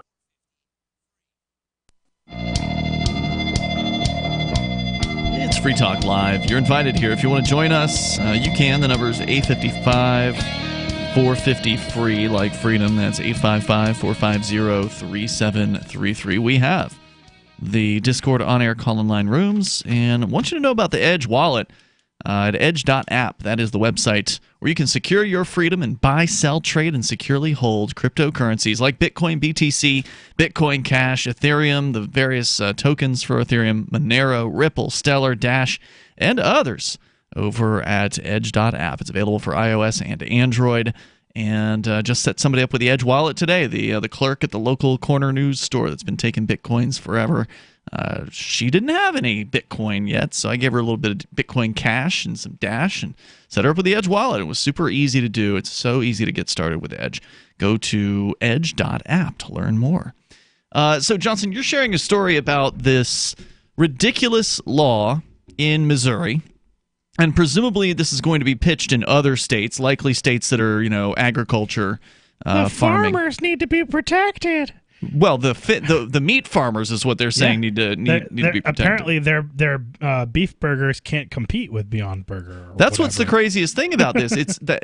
It's almost like they're admitting by passing this law that, just for listeners just tuning in, prohibits. Can you give us the list, the rundown here briefly? Well, the bill, which passed in January, goes into effect now, was celebrated by the thoroughly disinterested party Mike McCormick, president of the Mississippi Farm Bureau Federation, who says this bill will protect our cattle farmers from having to compete with products not harvested from an animal. So apparently the Farm Bureau only protects cattle farmers and doesn't do any protecting of vegetable farmers. Yeah. Yeah. But wait. But I think I just realized why. They're scared. They're scared, but I don't think that they're scared of veggie burgers. What do you think? What I think it is, there's a company out there that just had stock prices soaring and so on, and that this is going to be really freaky. They're growing meat. The lab-grown meat. Yeah. Lab-grown meat. It's specifically mentioned at the beginning of the article as well that also this will affect any kind of cell-based meat product that is not from a live slaughtered animal will also not be allowed to be called a burger or a dog. Yeah. So then this way, a guy that actually has like cattle that walk around, he can call his meat patty a burger versus like this stuff that they grow. The brilliant scientists who've managed to figure out a way to create meat in a lab without having to slaughter animals, which in a lot of cases upsets people, right? When they see video of the slaughtering process and all that. This is going to make it that much harder for these people to compete on an open playing field. This is an insane law, like literally restricting the use of the English language. You cannot say these things. Here's what's going to happen, and I can see. I feel like a lawsuit. A lawsuit. First of all, yeah, there's going to be a free speech lawsuit. There better be. That's going to be the ACLU. Obvious, that's going to be the obvious thing. But let's say somehow this were allowed to stick around, right? Let's say this government stupidity was allowed to somehow stand in Missouri, right? So it stands in Missouri. Farm Bureau could stack the Supreme Court. So here's what would happen. You have national corporations like Carl's Jr., McDonald's, Burger King. Name your, Five Guys. A lot of those are coming out with vegetable-based foods. Sure, but they also don't care. They want to sell meat. They want to sell veggies. They want to sell whatever both, you want to buy. Right? Here's what will happen. They will change the language in America. The word burger would become less popular, and they will come up with their own term to start calling these. That is Discs? not as I mean, pucks? It wouldn't be something veggie pucks. It wouldn't be something like it wouldn't be something cylinder. like disc or puck or something unappealing. Right. They'll come up with something appealing, assuredly, like Big Mac or Whopper, right? But they would probably just decide to actually agree on a term and go with it. That's what would happen. I mean, it just seems to me like obvious, and if that were to stand and they needed to somehow be able to market and they can't use the word burger to market, then they'll come up with something equally appealing, and probably one of them will be like, okay, well, everybody can use this term. We're all going to start agreeing on this term, and that's the end of that. Well, right. No one cares about the word burger anymore. Like you said, though, that's presuming that the inevitable lawsuit is not successful to overturn this obvious, violation of freedom of speech, which they're going to say, well, commercial speech can be regulated, and I don't think it should be. As long as you're not telling a lie, you should be able to, do what you want. Honestly, I think you should be able to say what you want even if you are lying, and the market should just call you out on it, that there shouldn't be any kind of governmental punishment for those sorts of things. Well, let's go into the nitty-gritty. So the bill has been challenged already by the Good Food Institute and the American Civil Liberties Union. Called it. Along with other parties who argue that it places restrictions on speech that are unconstitutional thanks to the First Amendment. The parties had been in settlement talks, but these have broken down, so now litigation is resuming. In 1980, the court supplied the rules for First Amendment protections on commercial speech that are still applied today. Those rules are called the Central Hudson Test because they were laid out in Central Hudson Gas and Electric Company versus Public Service Commission of New York, of course. Here are the rules. First, commercial speech must concern lawful activity and not be misleading.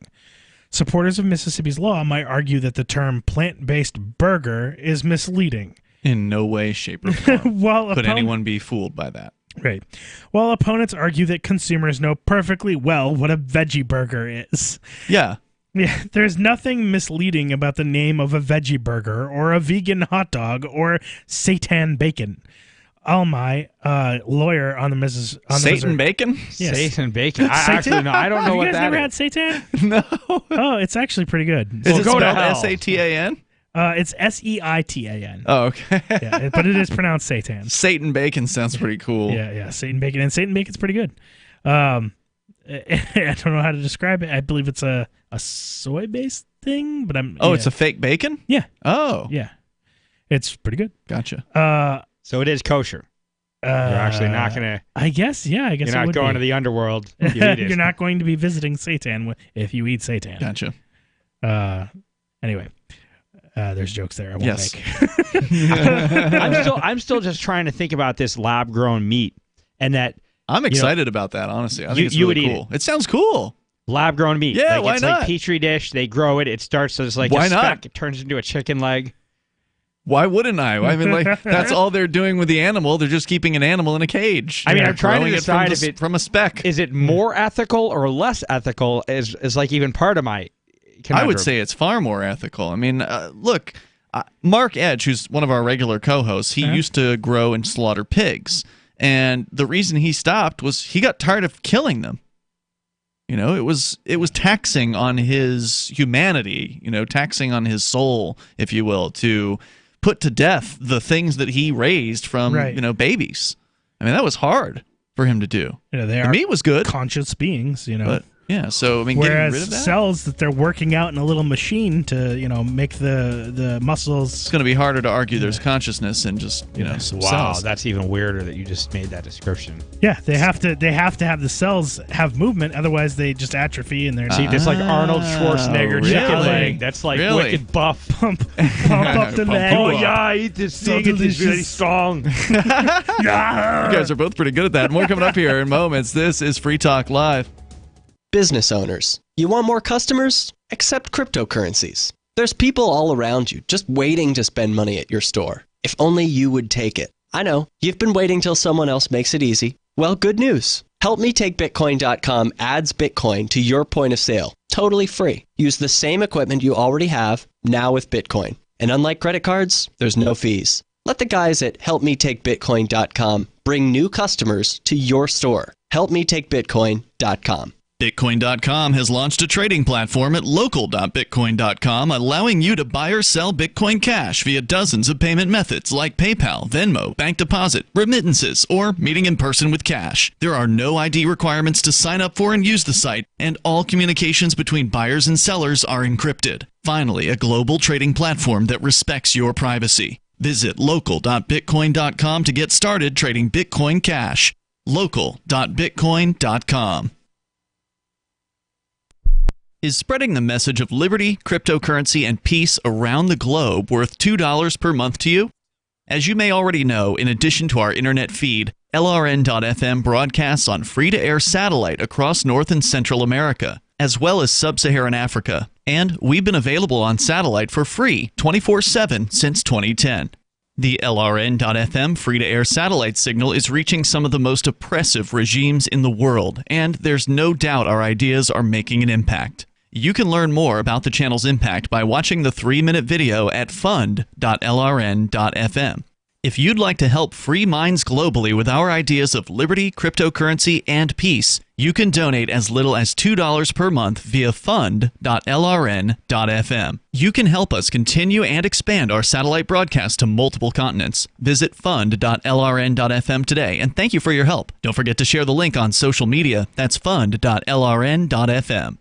Bitcoin.com has launched a trading platform at local.bitcoin.com, allowing you to buy or sell Bitcoin Cash via dozens of payment methods like PayPal, Venmo, bank deposit, remittances, or meeting in person with cash. There are no ID requirements to sign up for and use the site, and all communications between buyers and sellers are encrypted. Finally, a global trading platform that respects your privacy. Visit local.bitcoin.com to get started trading Bitcoin Cash. local.bitcoin.com. The LRN.FM social media channels have been revamped. We've eliminated Facebook and focused on other platforms like Twitter and Mastodon, the decentralized alternative to Twitter. On our accounts, you'll find posts from multiple LRN.FM show hosts together in one place. Follow us on Twitter at twitter.lrn.fm, or better yet, move to the decentralized Mastodon social media platform at toot.lrn.fm, toot.lrn.fm. I think you'll like it. Big tech news this week as Microsoft has unveiled its new generation Xbox One. Designers say the console's revolutionary new voice command feature makes it easier than ever for the Xbox to control its users. According to Microsoft spokesman Don Matrick, quote, "The Xbox One is programmed with a host of simple voice commands that you will respond to instantly. In addition to phrases like jump, shoot, and insert game disc, users will also understand more complicated instructions like download Call of Duty Update or come into the room and turn on Xbox." The Xbox One tells us what games to play, what music to listen to, what shows to watch. Watch TV. And with that simple command, I'm watching live TV. The new Xbox's high-tech sensors can also detect your expression and tell when you're looking away from the television. Andy, look back at the TV. Microsoft says the new Xbox can also command you using your smartphone or tablet. TechBuzz is raving, quote, "It's the immersive obedience experience we've been waiting for." This is the Onion News Network. Now you can follow LRN.FM on the decentralized Mastodon social media platform at toot.lrn.fm, toot.lrn.fm.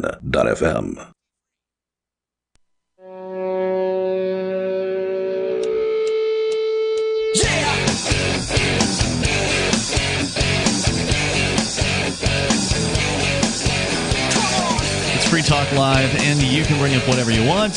Our toll-free number here, 855-450-FREE like freedom. We're talking about the commercial speech restrictions that have been rolled out in Missouri, now, thankfully, being challenged in court by the ACLU and some other farm-related agency that is saying, it's illegal here. You can't be telling these veggie burger producers that they can't call their product a burger.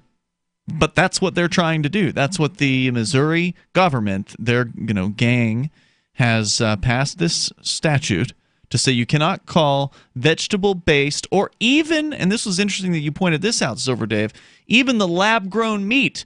You cannot call those things burgers in Missouri, and the ostensible reason is the poor farmers who are slaughtering animals to make meat. Well, they're just having a tough time competing these days, so they just need to have the exclusive ability to use the word burger and dog. And they're trying to make the argument that it's misleading to call it, which is ridiculous. To call it a veggie burger. I think that their main concern is the lab-grown meat. I don't think they're worried about veggie burgers because I don't think I'm going to explain to you why you are wrong. Really? Well, before you explain to me why I'm wrong, if I could just say that I don't think that vegetarians or people desiring veggie burgers make up enough of the market share for these guys to be concerned. Right. On the other hand, why is he wrong? That is changing dramatically because millennials. Really? Yeah. How dramatic are we talking about here? The IPO for Beyond Burger was in This is May. a company that now is working with Burger King and I think like KFC maybe. What are we talking about? Beyond Burger, is that the lab-grown meat or is that vegetable? Vegetable-based meat. It's a plant, veggie burger. pea protein-based meat, and they. Have you had it before? Yes, I've had it Where? several times. Actually, I think I got you can get, I think I might have gotten one from Market Basket. There's a couple. So it's in the companies. grocery stores, is what you're saying. You can get it in the grocery store. Oh. And it looks like a meat patty. Does it taste pretty convincing? Very. Did anyone look at the ingredients on these? Is it like It's pea chemicals protein. or is it pea protein? Like from peas? Yeah, peas and carrots and other stuff, and they have Sounds texture. kind of good. It's actually really good. And it tastes like an actual burger. The reason. No. Okay, so the reason what they've done is hungry now. Thanks, they've used Johnson. plant-based pea proteins that they've done all this extensive testing on to get the right kind of consistency, and then they use coconut fat so that it has that Like same, binding it together, kind of? not only So to it bind has it that together, fat. but so that it has that fat, so that it has that melting kind of how yeah, it sizzle. cooks. It's that sizzle, so it cooks and has the texture of a regular Barbecue burger. sauce. Science. Right. Now there probably are some flavorings or somehow like liquid smoke kind of stuff to get that in there or whatever. I don't know, or The spices or whatever. hickory, maple, on there, whatever. But You got to get the spices right. Yeah, so it's got a flavor, but they're very good. I mean, so you think that these Beyond Burgers that are vegetable-based burgers are actually going to potentially take up market share? Yeah, have you of seen numbers Okay, on this? so beef and actual meat. So I mean, I'm taking a kind of a side stance because I've actually had this conversation with my girlfriend who is a former vegan. Right. So, and she was just, we were talking about, because the story is about Burger King, and Burger King has been running this experiment with this burger, and people are like going crazy, right? Especially younger people. Well, the Beyond stock had its IPO at around $20, $25 in May. It's trading today at $157. Wow. Okay. And that's they a huge sold success. 9.6 billion shares. Wow. Something ridiculous. So yeah. Yeah. Okay, but is there any kind of way to look at numbers? It's not billion. I'm sorry, million shares. 9. Sure, but more than one. million More than one share can be sold to one person, though. So, I'm sorry. No, 9.6. I was right. 9.63 million shares sold At $150 each. At 20. 19 to $21. Wait, no, I'm sorry. Let me just read this little statement here. The company said in a regulatory filing Tuesday that it planned to offer 9.5 million shares priced at $23 to $25 each, updating the original plan to offer 8.75 million shares priced at $19 to $21 each. In the end, it sold 9.63 million shares, so more than they had ever planned, with the underwriters holding the option to sell another 1.44 million shares in case of overallotment. The stock began trading Thursday on the NASDAQ ticker under BYND. The first trade for the stock was at $46 at 12:18 p.m. on Eastern on Thursday, which was 84% above the IPO price. Its extended gains to close its first day at $65.75, or 163% above IPO price. it's a good indicator, Johnson. But is that a? It's a good indicator now, several months later, that it's at 157. It's great news for that company. It could be some very smart investors who see a trend. I mean, but are you saying that more people are eating these veggie burgers than before? Is there any kind of sales numbers? Can we look at what Beyond Burgers numbers were when they first started compared to now? I mean, I think you could just ask young people in general whether or not they are, there's a lot. I do see a lot. Veganism never used to be a thing, man. Yeah, I will say this. I do see a lot of vegan/vegetarian profiles on the dating sites. Yeah, I don't eat farmed animals or dairy. So I mean, I don't. Are you vegan? I'm sort of. I'm not exactly a vegan because I'll eat wild, fish? a wild fish, or I'll eat like a wild rabbit if I get one or something like that. But it's very rare. But I'm more like a vegan than anything else. People are trending towards healthier eating. Okay, in and general. I wasn't even going to bring this up because I don't want it to be taken the wrong way. But it's kind of a funny story, and I actually just got a text from a nice lady a girl that we went hiking together in the White Mountains. And when we were done, we wanted to get some coffees before we drove home. So, of course, Dunkin' Donuts was closed, and we go to McDonald's and drive through McDonald's, right? And so we ask, well, do you have any almond milk that, non-dairy creamer? Because she is also a vegan and does not eat, farmed animals and stuff. Anyway, so the guy, has a really heavy Asian accent, and he says, Fanta? We have Fanta, and of course that was really weird. Soda, He was right? like, that's not exactly what we meant by almond milk or non-dairy. Almond milk. Armin Mirk. So then we get up to the window. Armin Mirk. Well, we get up to the window, and he says, "Oh, like non-dairy, like substitute," and he said, "Yeah, like almond milk or something like that." It's and free of lactose. So that we thing say, which your people "Hey, can't process." you should tell your boss that you should get almond milk because a lot of people want that now. And he says, "Yeah, that and veggie burger, and we start laughing. And So they don't have that yet at McDonald's? They don't have a vegetarian burger? No, but we go through the next window, and the guys fill up the coffees, and we tell that guy too, "Hey, you might want to just let your boss know, get almond milk. We were looking." And then the Asian guy pops around the corner again and says, "And veggie burgers," and everyone starts laughing. But I guess that either A, everyone keeps asking for veggie burgers there because they want to hear him say wedgie burgers because it sounds funny, or they're really getting a lot of people that are asking for veggie burgers. Anyway. I'm sure that they are because McDonald's says if they, it's a big thing. according to their website, they do not at this time sell veggie burgers at McDonald's. So, just an FYI. Now, this company that you talked about, if they're up to $157 a share and they sold about 10 million shares, just under, so it sounds like that's oh no, wait a minute. Vegetable Deluxe. $1.5 billion value. That's actually pretty significant. But what's the beef industry worth? Anyone search that? What is a goujon? Red pesto veggie goujon. They have the Vegetable Deluxe. That sounds good too. There is an irony. Arby's in June, actually, while we were all out, camping and celebrating, I was still reading the news like I always do. Arby's decided to make a merit. That is, they decided to release a carrot made of meat.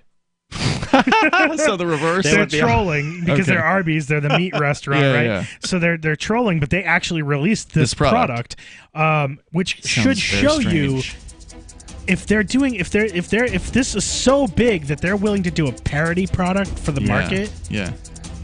That should be your indicator that this market is a real thing. The toll-free number. Oh, I think it's real. Like There's no thing. doubt. You're saying it's much bigger now. Yeah, it's getting bigger and bigger. The toll-free number here is 855-450-FREE. Speaking of things that are getting bigger, the Zimbabwe dollar is back, and we can tell you about it on the way here.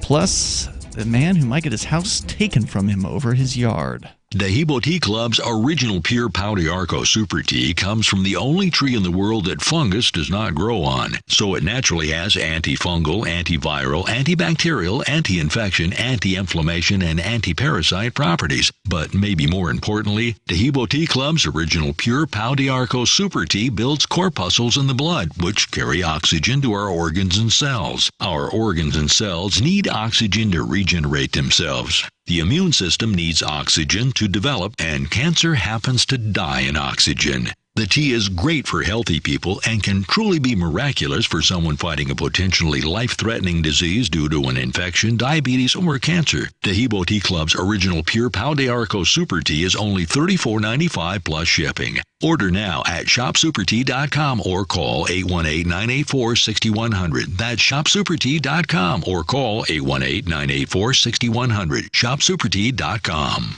Have you heard the warning from the dead doctors don't lie guy? I'm talking about Dr. Joel Wallach. He says if you have a 4-inch medical chart, if you take prescription drugs for high cholesterol or high blood pressure, arthritis, joint pains, or other health issues, the medical profession is failing you. They're using you for an ATM machine. That's what he says. He has a free lecture revealing what pharmaceutical companies don't want you to know.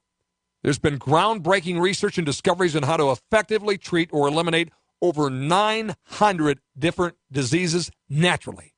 And it's all in his free lecture called Deadly Recipe. You want it free?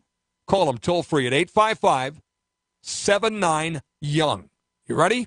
855-79-YOUNG.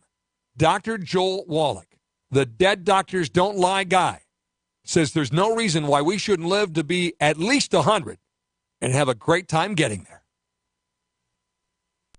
Would you like to hang out with Penn Jillette? He's keynoting Freedom Fest this year. I, for one, am thrilled. Freedom Fest is the largest liberty-oriented gathering in the world. They take a Big Ten approach with libertarians, conservatives, liberals, anarchists, and just open-minded people mingling together to hear real debates, share real solutions, and converse freely. This year's theme is the Wild West, a time of liberty and opportunity, or a time of anarchy and violence. Maybe both. Go to freedomfest.com/FTL and get your tickets now. freedomfest.com/FTL. Not convinced yet? Hey, I understand. It's a high-end event, even with coupon code FTLEB. Sure, you're likely to receive investment advice that'll make that sum seem paltry, but I have something special for you. Go to freedomfest.com/FTL and you'll get the 5 best speeches from last year for free. Call it a test drive. Do yourself a favor and go to freedomfest.com/FTL. freedomfest.com/FTL. Use coupon code FTLEB for a discount.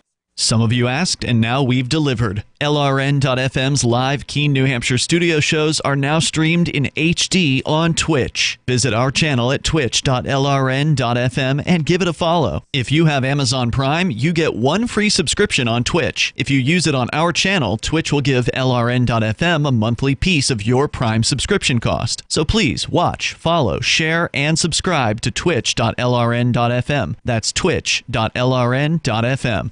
I'm crazy about My Magic Mud. This is the most important oral care product created this millennium, and I'm not kidding. We all have different opinions on politics and issues, but we all have mouths. And I want yours to be as clean as possible, with teeth as bright as they were meant to be. I will never be without My Magic Mud. It's a little surprising, but man, does it work. If you only listen to one thing I say ever, go to mymagicmud.com and get 20% off with code FTL. mymagicmud.com, code FTL.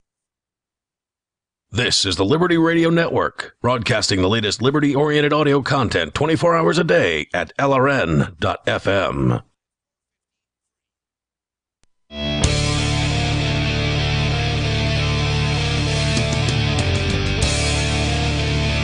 This is Free Talk Live, and you can take control of the airwaves. Our number, 855-450-FREE, like freedom. It's 855-450-3733. We have the Discord on-air call-in line rooms. Just jump in over at discord.lrn.fm.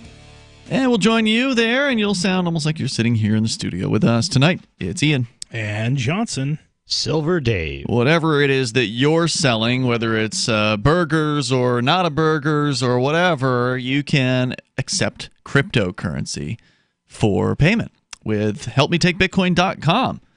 And even if you don't do a retail business, maybe you just yourself, you're like a service provider. You go places and do things for people, and you want to collect Bitcoin or other cryptocurrencies. In fact, Bitcoin Cash, Dash, Zcash, and others are available on the platform, the AnyPay platform. Go to helpmetakebitcoin.com. They've got apps available for iOS and Android. You download the app, and you get started. And they've got some basic steps on how to get started over at helpmetakebitcoin.com. It's super easy to do.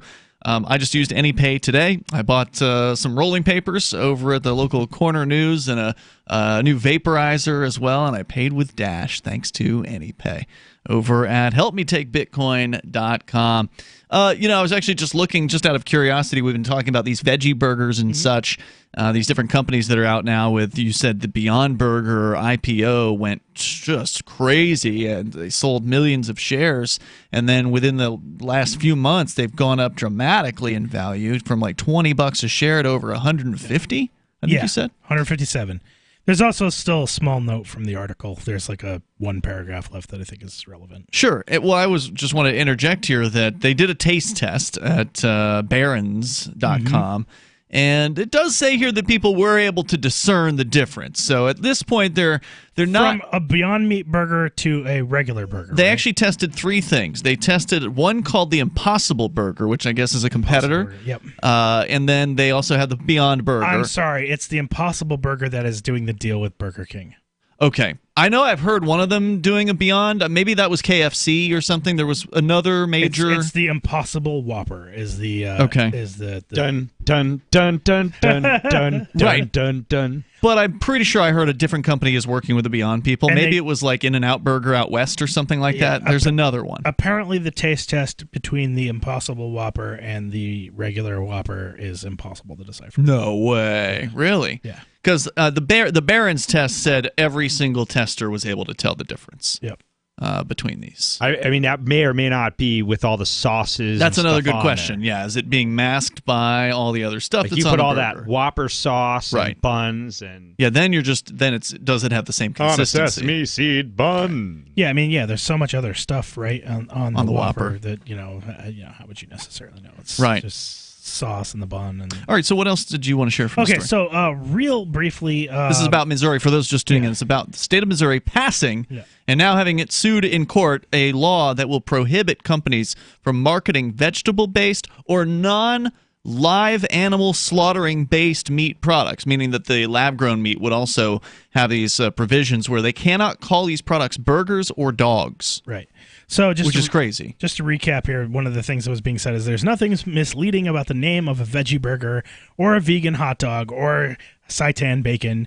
Almi, a lawyer on the Missouri case, told me the packages clearly disclose that this is a plant-based food that has the taste or texture of this familiar food. Even if the speech concerns lawful activity, because remember we were talking about what is the legal standards here. Even if the speech concerns lawful activity and is not misleading, the government can still regulate it. But it has to meet the following standards. Government must have a substantial interest at stake. The regulation must directly and materially advance the government's substantial interest. And the regulation must be narrowly The government tailored. cannot say our interest is protecting the meat farmers. Yeah. That's discriminatory, and I don't think they can get away with that. Yeah, it's ridiculous. Because what else it could must they be say? narrowly tailored. That's not narrow at all. Yeah, what else could they say? Right. So, in other news, we'll get into this grass story because a man is about to lose his house, apparently, or could lose his house over his lawn. That's on the way coming up here. But we, for whatever reason, ended up talking about, oh, I know what it was. You saw the $10 trillion Zimbabwe note here in the studio, Silver Dave? Yeah. Actually, I was looking around the room and sometimes I look around. Oh, look, shiny! And I just saw on your wall you have pinned there it is. A $10 trillion note Next to Zimbabwe note. the two the Bolivar Fuerte from Venezuela. Yeah, and it was funny because 2 days ago I actually traded a gentleman a cup of coffee for $50 million in Zimbabwe dollars. You got swindled. And then it turns out to find out that I actually undercharged. $50 million was me getting ripped off, accepting $50 million for a cup of coffee because their $50 million is like nothing. A cent. It's or like zero. It's like 8 cents. Yeah. But so this is the old Zimbabwe dollar. Tell me more because I suddenly want to go on vacation to Zimbabwe with that bill. Yeah, so we all thought it was over when Zimbabwe got rid of the Zimbabwe dollar after it went through a period of insane hyperinflation back in like 2008. And at that point, the Zimbabwean people or the government or whatever, the government did not continue to try to proffer a currency to people. They just basically let their hands go off of it and allowed the U.S. dollar to come in and people to trade in whatever they wanted, mostly probably U.S. dollars. And if I can add just a tiny bit to that. Or maybe they a officially lot of the do. locals went to the rivers and streams and they panned for gold and they got little flakes of gold and they traded little flakes of gold and silver for items. And they also started using other currencies during this situation. During when it first happened. So just figured I'd point that out because I'm Silver Dave and I thought you should know But precious now metals work. the Zimbabwe dollar is back. According to Bloomberg.com, for Zimbabwe's government, the reintroduction of the national currency a decade after its demise is a return to, quote, normalcy. Or it's a return to a scam, is what it is. They started back again at one. They figured they could fool the people after they just waited a decade. For most of the country's citizens, it's a bitter reminder of years of hyperinflation which destroyed their savings and left them bartering for daily basics. Edwin Mandpandera, age 34, who sells wooden sculptures in the affluent northern suburbs of the capital Harar, says, "Remember 2008 when you needed trillions of dollars to buy bread? In Zimbabwe, time goes backward." He says, "I'm taking any currency people have and not listening to this nonsense because now the famous Zimbabwe dollar is going to become worthless in no time." And how does he know this? because he remembers. He paid attention. Because I can't imagine that this is going to fool anybody who is over the age of, 20 years old in Zimbabwe. Maybe if you were so young that you didn't experience the hyperinflation and you don't know any better and no one's told you about it, this might fool you. But the people are not going to be fooled by this. The Reserve Bank of Zimbabwe said Monday that starting immediately, and this is, by the way, a newish story. This is June 26th.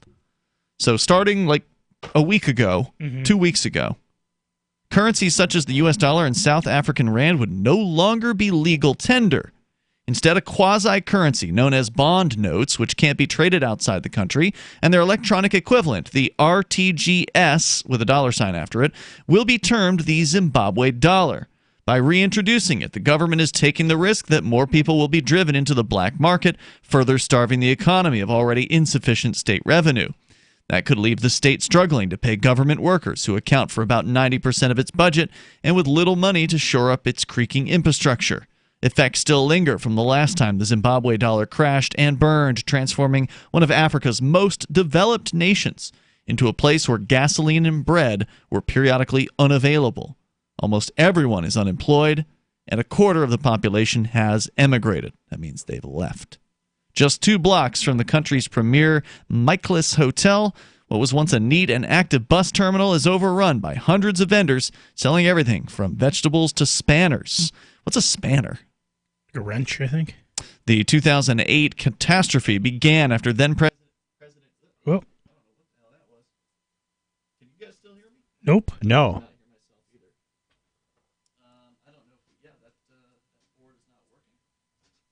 Can you hear me? Yeah, I can hear you. All right. Well, if I can just interject while Ian's taking a look at what's going on the board there. For people who don't know how these governments All right, I got it. and banks of the world have swindled them in an incredible way. Well, about 100 years ago in the United States, for example, and for hundreds of years prior, banks were vaults that would secure your gold and silver. And people would bring their gold and silver and they would deposit it in the bank. You get a receipt. And you got a receipt. Sounds like called we a got warehouse commercial break. receipt. There's more on the way here. Coming up, our number is 855-450-FREE. That's 855-450-3733. Coming up, more on what's going on with Zimbabwe and its return to the Zimbabwe dollar. Are people going to be fooled this time? 855-450-FREE. Plus, we can talk more about banks and warehouse receipts and all that. You are welcome to share your thoughts with us. This is Free Talk Live. This is a special alert for business owners, consultants, coaches, folks planning retirement, entrepreneurs, and anyone who is saving and investing to build a financial future. You are likely aware that financial privacy for most people has recently died a miserable death. And let's face it, without privacy, there really is no security, is there? Bankrupt governments and banks on the verge of collapse are perhaps the biggest threat to your financial future today. The Lighthouse Law Club recognizes this and has been working diligently to provide safe, secure, and productive tools to ensure your privacy, your financial security, and your future financial well-being, despite the catastrophes which many people fear are looming ahead of us.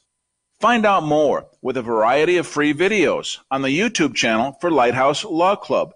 Just search YouTube for Lighthouse Law Club and secure your future today. There are basically 2 types of advertising, direct response and branding. Radio's great for direct response with its low cost to listener ratio, but audio can't be beat for branding, which is a longer-term endeavor. You want to be the first thing that someone thinks of when they think about your product or service. If you have a local business that you want kept top of mind in your community, call the station. If you need national reach, Free Talk Live's got around 200 radio stations, millions of monthly listening sessions, can suit all budgets, and if we don't think we're right for you, we'll tell you. Email me, mark@freetalklive.com. So you've heard all 3 hours of the latest episode of Free Talk Live, and you're still hungry for liberty-oriented audio content? Did you know that we have another 24/7 audio stream at LRN.FM? The Liberty Radio Network airs the latest episodes of some of the best liberty-oriented podcasts on the internet around the clock. In addition to recorded content, you'll also hear live shows like Free Talk Live, originating from our Keene, New Hampshire studio. So listen anytime at LRN.FM. That's LRN.FM. You're listening to the live edition of Free Talk Live. Hour number 3 is next after the news here on the Liberty Radio Network at LRN.FM. This is the Liberty Beat, your daily source for liberty news and activist updates. Produced in partnership with SNLS News and listeners like you. Online at libertybeat.news and snls.news. I'm Mick Murrow with your latest edition of the Liberty Beat. Gold is trading at $1,397, silver at $15.10, and Bitcoin is trading around $12,436. Today's prices are brought to you by InnoScale. Take off with Managed Cloud. Looking for a safe, secure way to store your important files online? Let InnoScale handle it for you. Their high-availability cloud servers are the perfect solution for clients needing one or more secure, scalable servers with built-in hardware failover protection. For details, see them online at innoscale.net. In the news, a recently published U.S. Internal Revenue Service slide describes alarming recommendations on how tax agents should deal with digital currency users who are not paying taxes. The slide recommends that agents question crypto users' friends and family, comb through social media posts, and issue subpoenas to make sure United States residents are paying taxes on their cryptocurrencies. Activist Post reports the slide follows the IRS's recently announcing tax guidelines on cryptocurrencies, which will contain rules about the tax treatment of digital assets and forks. Even though the new tax guidelines have not been issued to the public, IRS agents who enforce the tax laws have had no problems prosecuting Bitcoin users for tax evasion. The recently published slide gives a lot of detail on how agents should combat crypto tax evaders by using a variety of investigation methods. Within the 181-page document, there are thorough descriptions of what a cryptocurrency is and chronicled paragraphs on assets like Ripple and Bitcoin. The report discusses a myriad of digital currencies, and the descriptive study even calls certain hardware wallet users fanboys.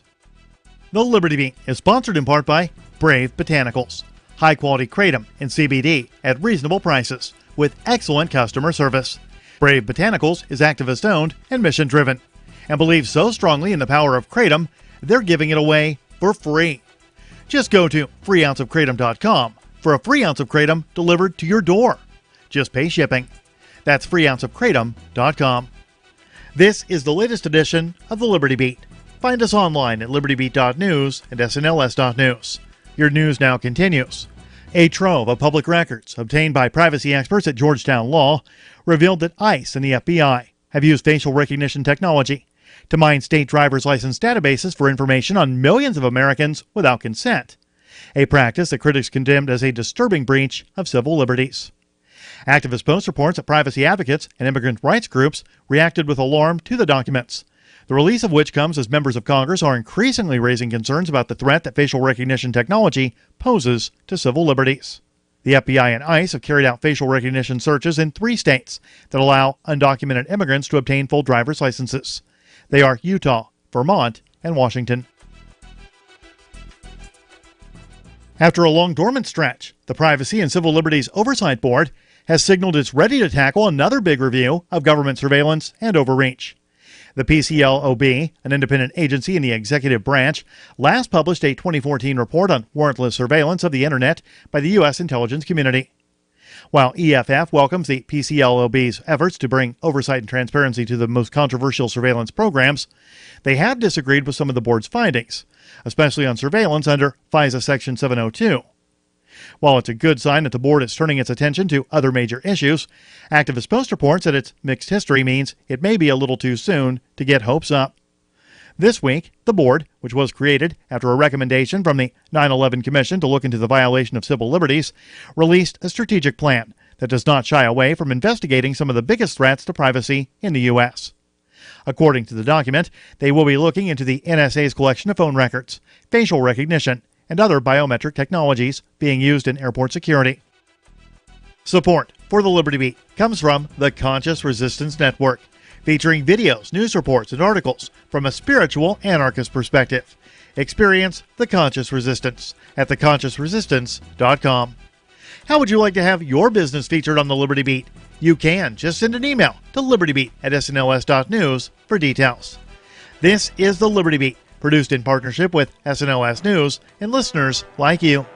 The Liberty Beat is online at libertybeat.news and snls.news.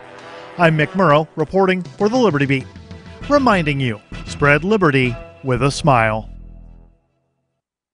This is the Onion Week in Review. In light of reports this week of a Russian crime ring stealing 1.2 billion username and password combinations from internet users, experts from top security firms across the country reportedly advised Americans to refrain from clicking on anything at all. The nation's top security specialists warned individuals to actively avoid any scrolling or swiping on the internet, and further urged Americans, as an added precaution, to steer clear of buttons, keyboards, and computer screens altogether.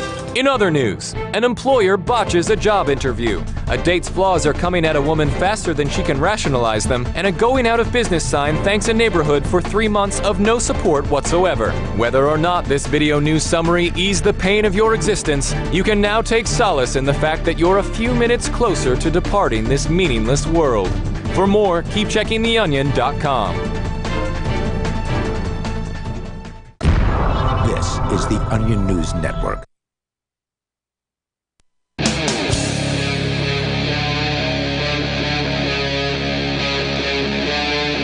Free Talk Live.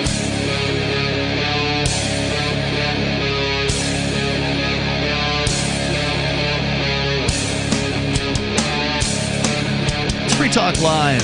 We're launching into the third hour of the program. As always, you're invited to join us here. Our toll-free number is 855-450-FREE. That's 855-450-3733. We're getting into a little bit of money discussion with the return of the Zimbabwe dollar. Yes, that's right. The very same Zimbabwean government that, maybe the deck chairs have changed out a little bit. Maybe it's not the exact same people involved. Honestly, I don't pay close attention to those matters. I can barely tell you who's involved in the U.S. government, let alone the Zimbabwean one.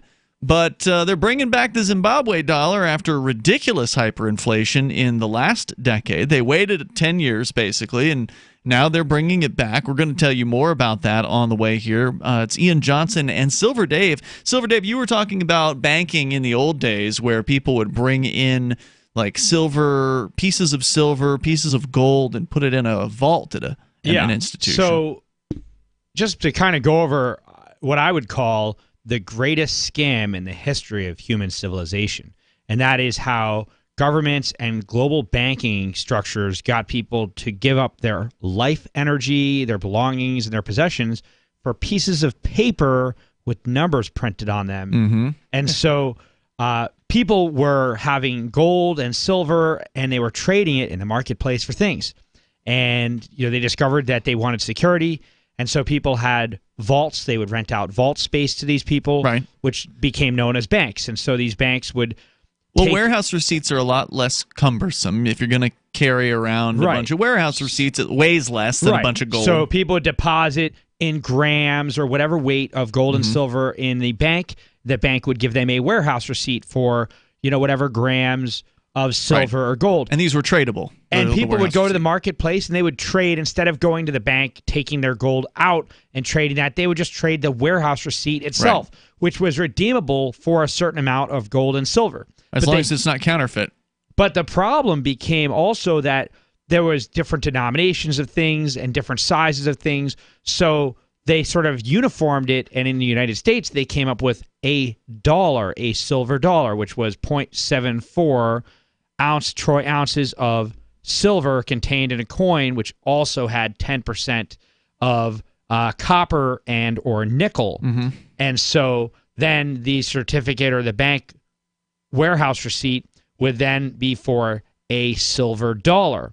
Then, of course, in 1933, the possession of gold coinage was outlawed with the Emergency Banking Act and slowly dissolved away, where in 1964 was the last year that silver coins were minted. And from then on... That's right. And they took the dollar backing away from the actual paper dollars. And they took the dollar backing away. Wasn't that in the 30s when they pulled that? Well, so there were many steps to how they did it one step at a time, and it started actually in 1911. It's insidious. You're absolutely right. This is a nasty plot. But in 1964, they stopped making coins, U.S. coins, in silver, and in 1968, they stopped accepting silver certificates redeemable for silver. Yeah, you can no longer redeem it. If you have a silver certificate from way back, from like 1932 or whatever, then you cannot take that into the Federal Reserve. They will laugh you out of the front entrance there. Yeah. So in a nutshell, they basically just said, look, we're keeping your silver and gold. You can just trade these pieces of paper with numbers drawn on them. And Zimbabwe is a great example, but the value of the dollar, the U.S. dollar, has been falling since that time. Exactly. It's fallen quite a bit in the last 100 years, for instance, even since before they took away the backing, but it fell even worse after that happened. That's right, because in the 1960s, you could buy a gallon of gas for 10 cents. Now, today, a gallon of gas, a silver dime from 1964 is worth about $1.50, which is not too far off from the price of a gallon of gas. So, versus what does 10 cents buy you? So you can see how much inflation has happened with the dollar. And that's just the U.S. dollar, where there's the whole world currency thing, where it's pretty accepted worldwide. The bankers haven't gone insane with the printing presses yet, like they did in Zimbabwe. There's a little bit of history here from Bloomberg.com. In 2008, the catastrophe began after Robert Mugabe, the president there at the time, began backing the seizure of white-owned commercial farms around the turn of the century. The farm's new owners failed to produce, exports plummeted, and the national currency rapidly lost its value. Then, the central bank turned on the printing presses in a bid to meet the government's running costs. Within 8 years, inflation reached 500 billion %.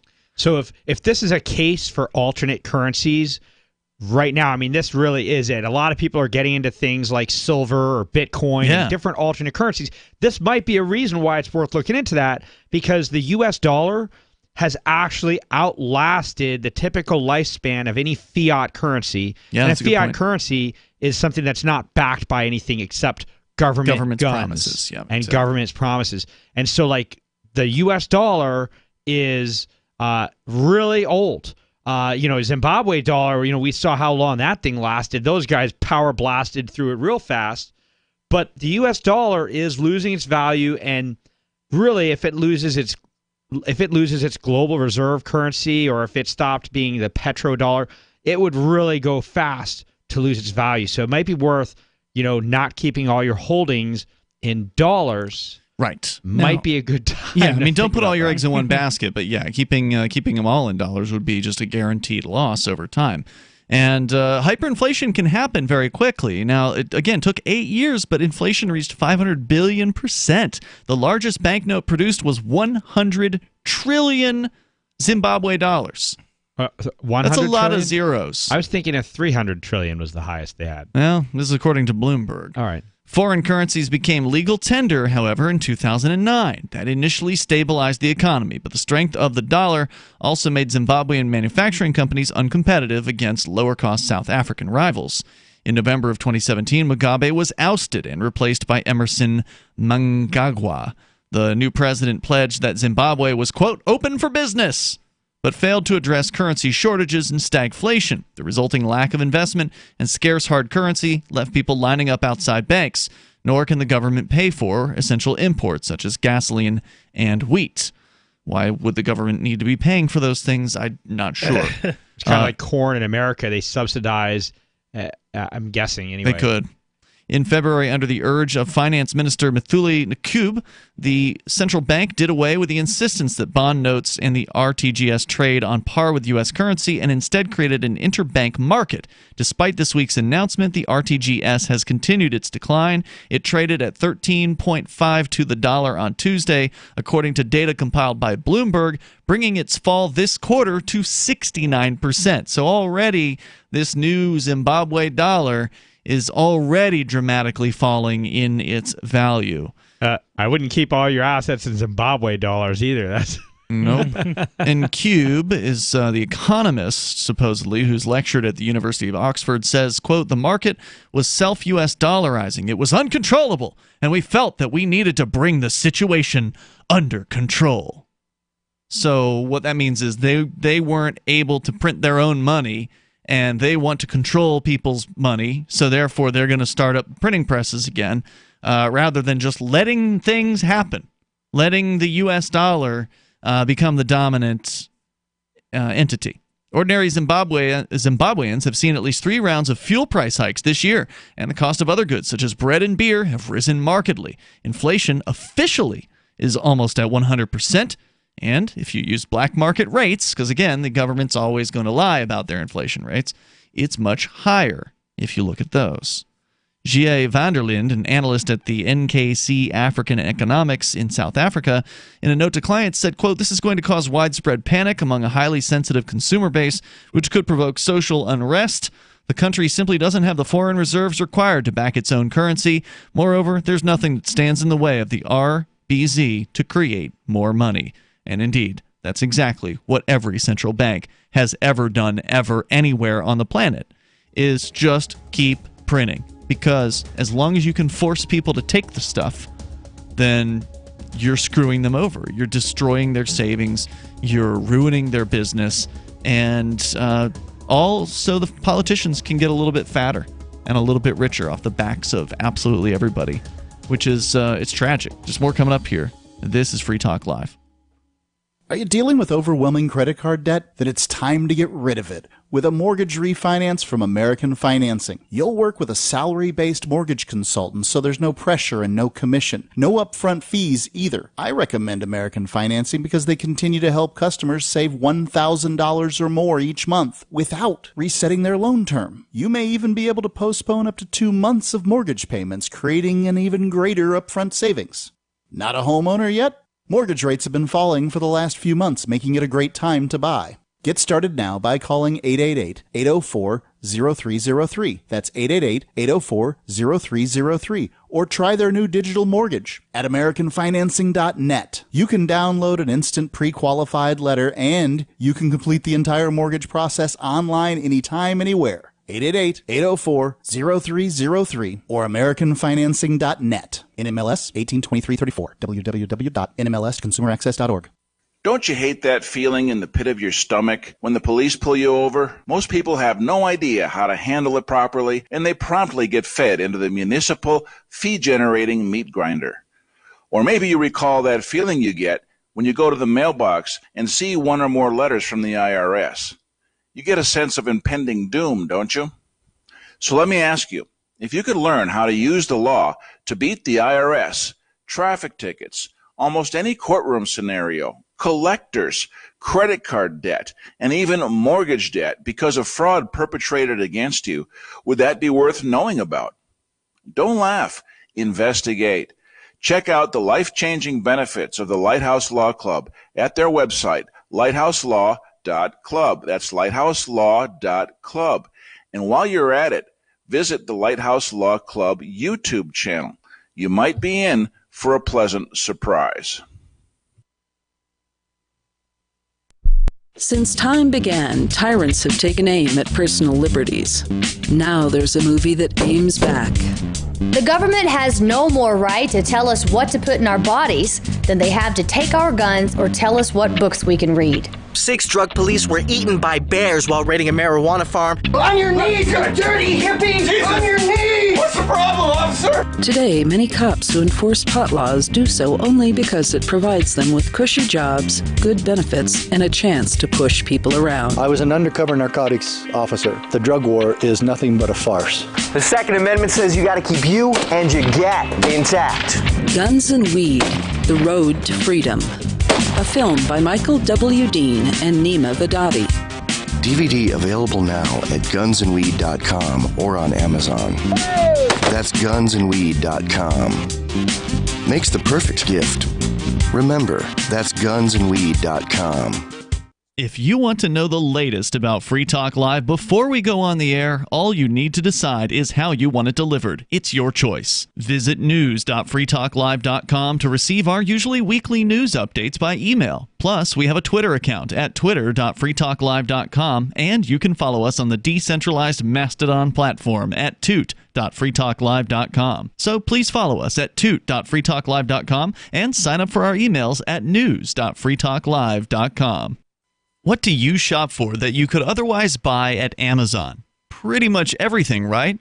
Amazon has competitive pricing and they deliver, and that's a big plus. If you could plan ahead in your shopping, would you be interested in saving up to 33%?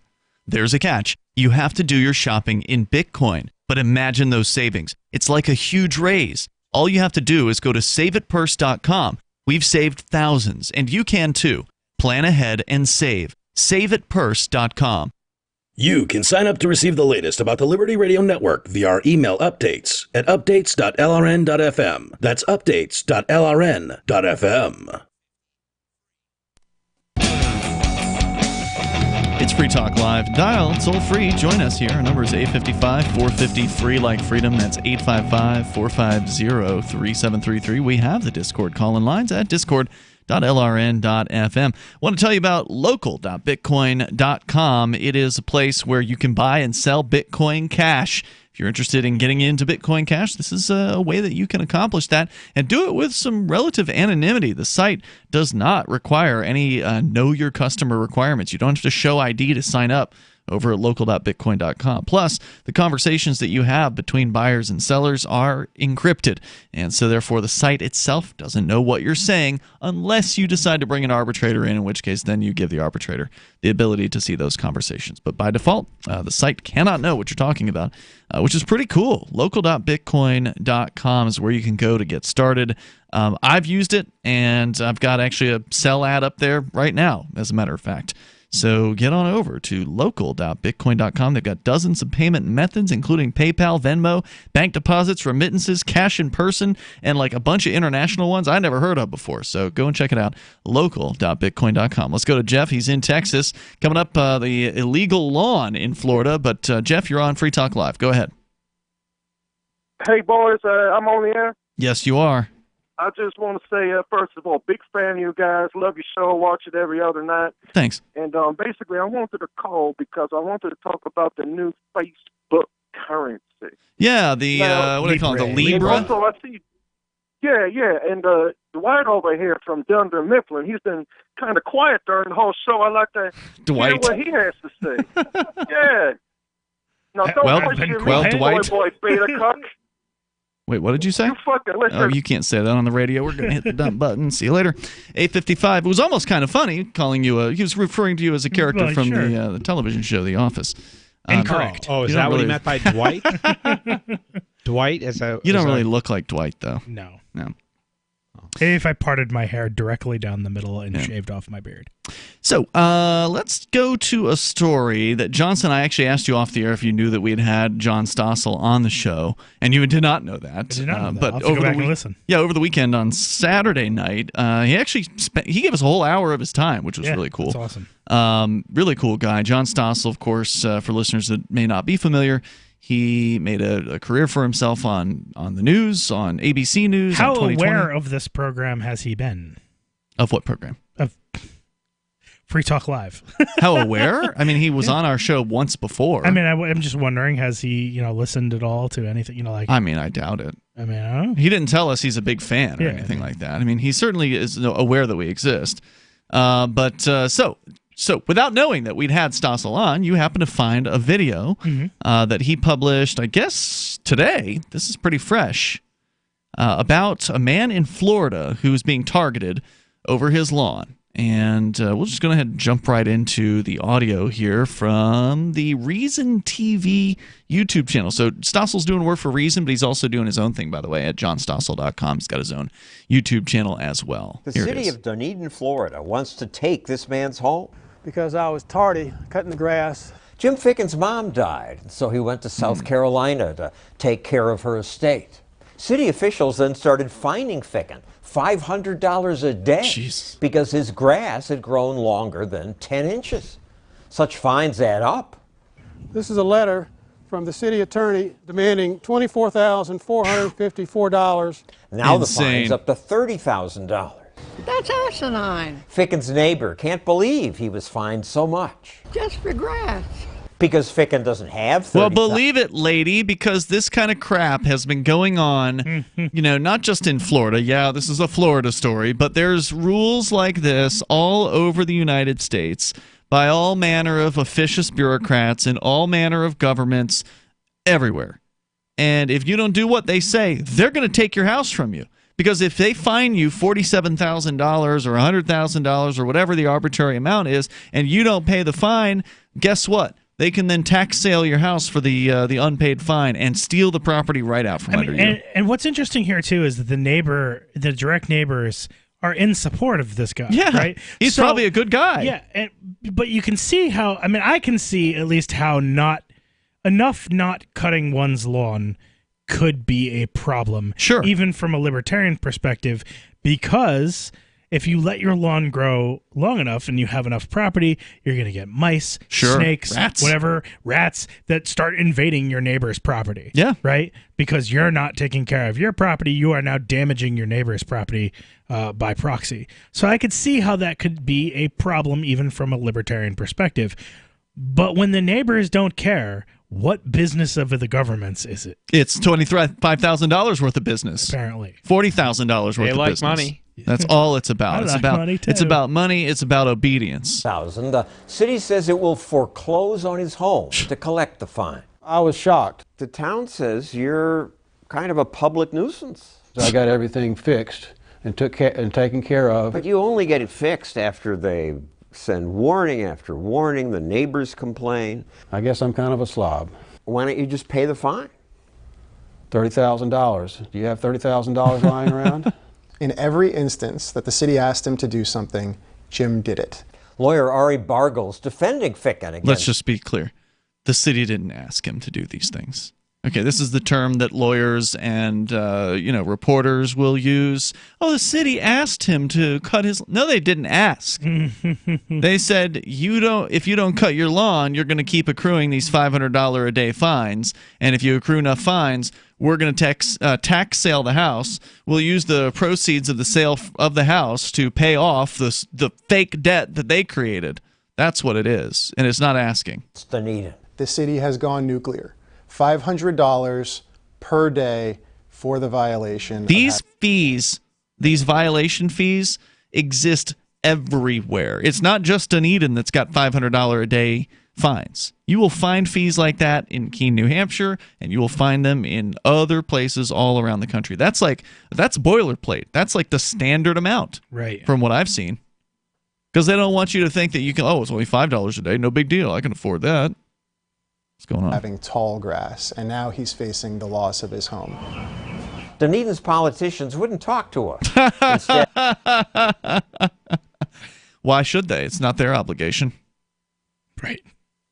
I mean, they don't have to answer any questions. It's not going to make them look good, that's for sure. It doesn't make them look good when they don't talk, but it'll look even worse if they actually try to talk to John Stossel. Right. John Stossel ain't your average reporter. He's going to hammer these guys. If they've ever seen his work, they know better. Don't you think that's overkill to take a man's house because he didn't mow his lawn? Right. That's exactly what he would ask.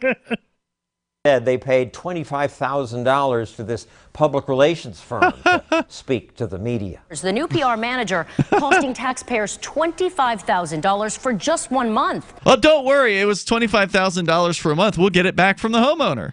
He's going to pay his fines, so it's not like we're really charging the taxpayers for this. Let's go on. The PR firm says Dunedin has no desire to impose large fines. Their goal is just to ensure that Dunedin's a high-quality community. Okay, so they've waived the fines, right? If they have no desire to do that. They're doing this against their desires. It's hurting them. Yeah. It's hurting them to send these invoices. This will hurt us more than it's going to hurt you. Yeah. We're doing this because we love you. 855-450-FREE. That's 855-450-3733. Go fetch your switch, boy. This is Free Talk Live. You want to share your thoughts on ridiculous regulations? Please do.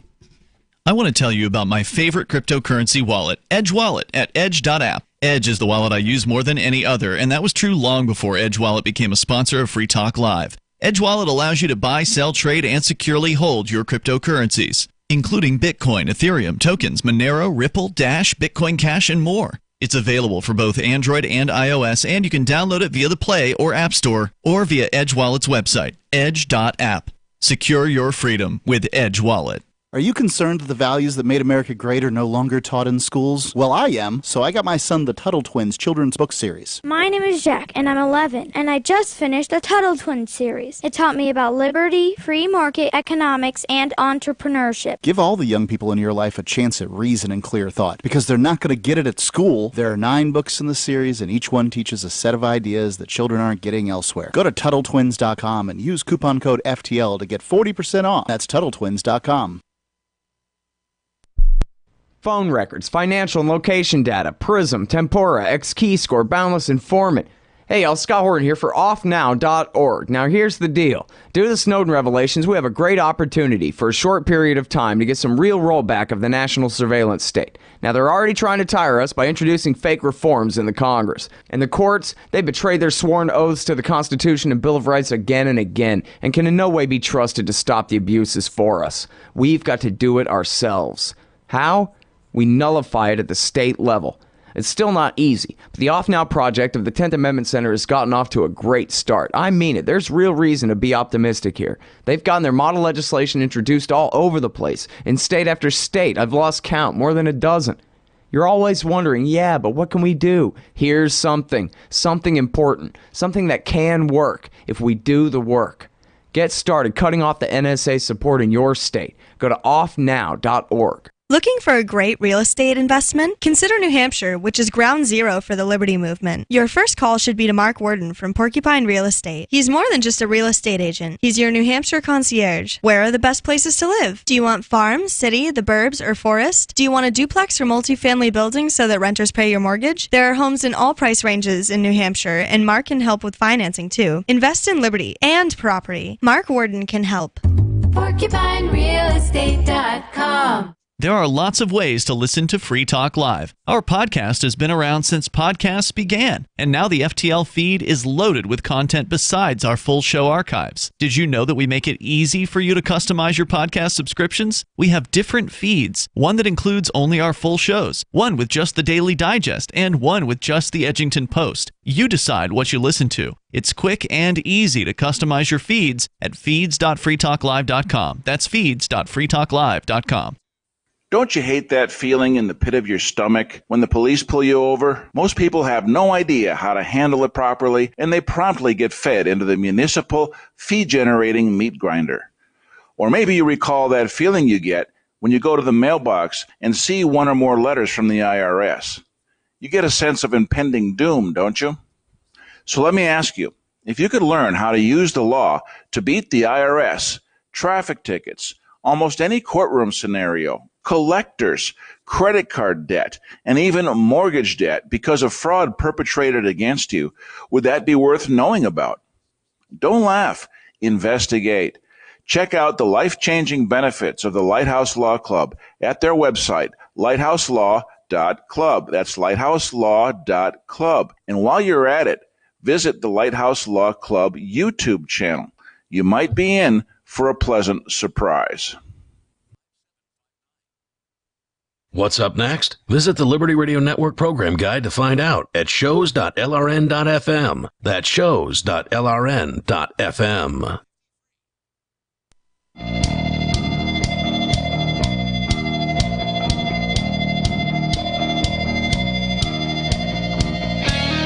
It's Free Talk Live. You're invited. If you want to join us here, you can. The toll-free number is 855-450-FREE, like freedom. It's 855-450-3733. Joining you tonight, it's Ian. And Johnson. Silver Dave. We're talking about government regulations on what you thought was your property. You thought you could let your lawn own it, yeah. Yeah, you thought you could let your lawn go for a few weeks while you go and take care of your dying mother's estate. You know, she's dying. Hey, you forgot to hire somebody to cut the lawn while you were gone. You come home and you have a $20,000 bill on your in your mailbox from the city of Dunedin, Florida, or the city of fill in the blank, wherever it is you happen to live, because I guarantee you there's stupid crap like this in your city ordinances What's that? You haven't taken the time to sit down and read through all of the city ordinances? Well, welcome to the real world where nobody does that crap. Not even the people who work for the city likely have read their own ordinances. But boy, when one of them will benefit them, they sure will find it, and they will, use it against you. And Johnson, you brought this story in tonight, published today at the Reason TV channel on YouTube about this man.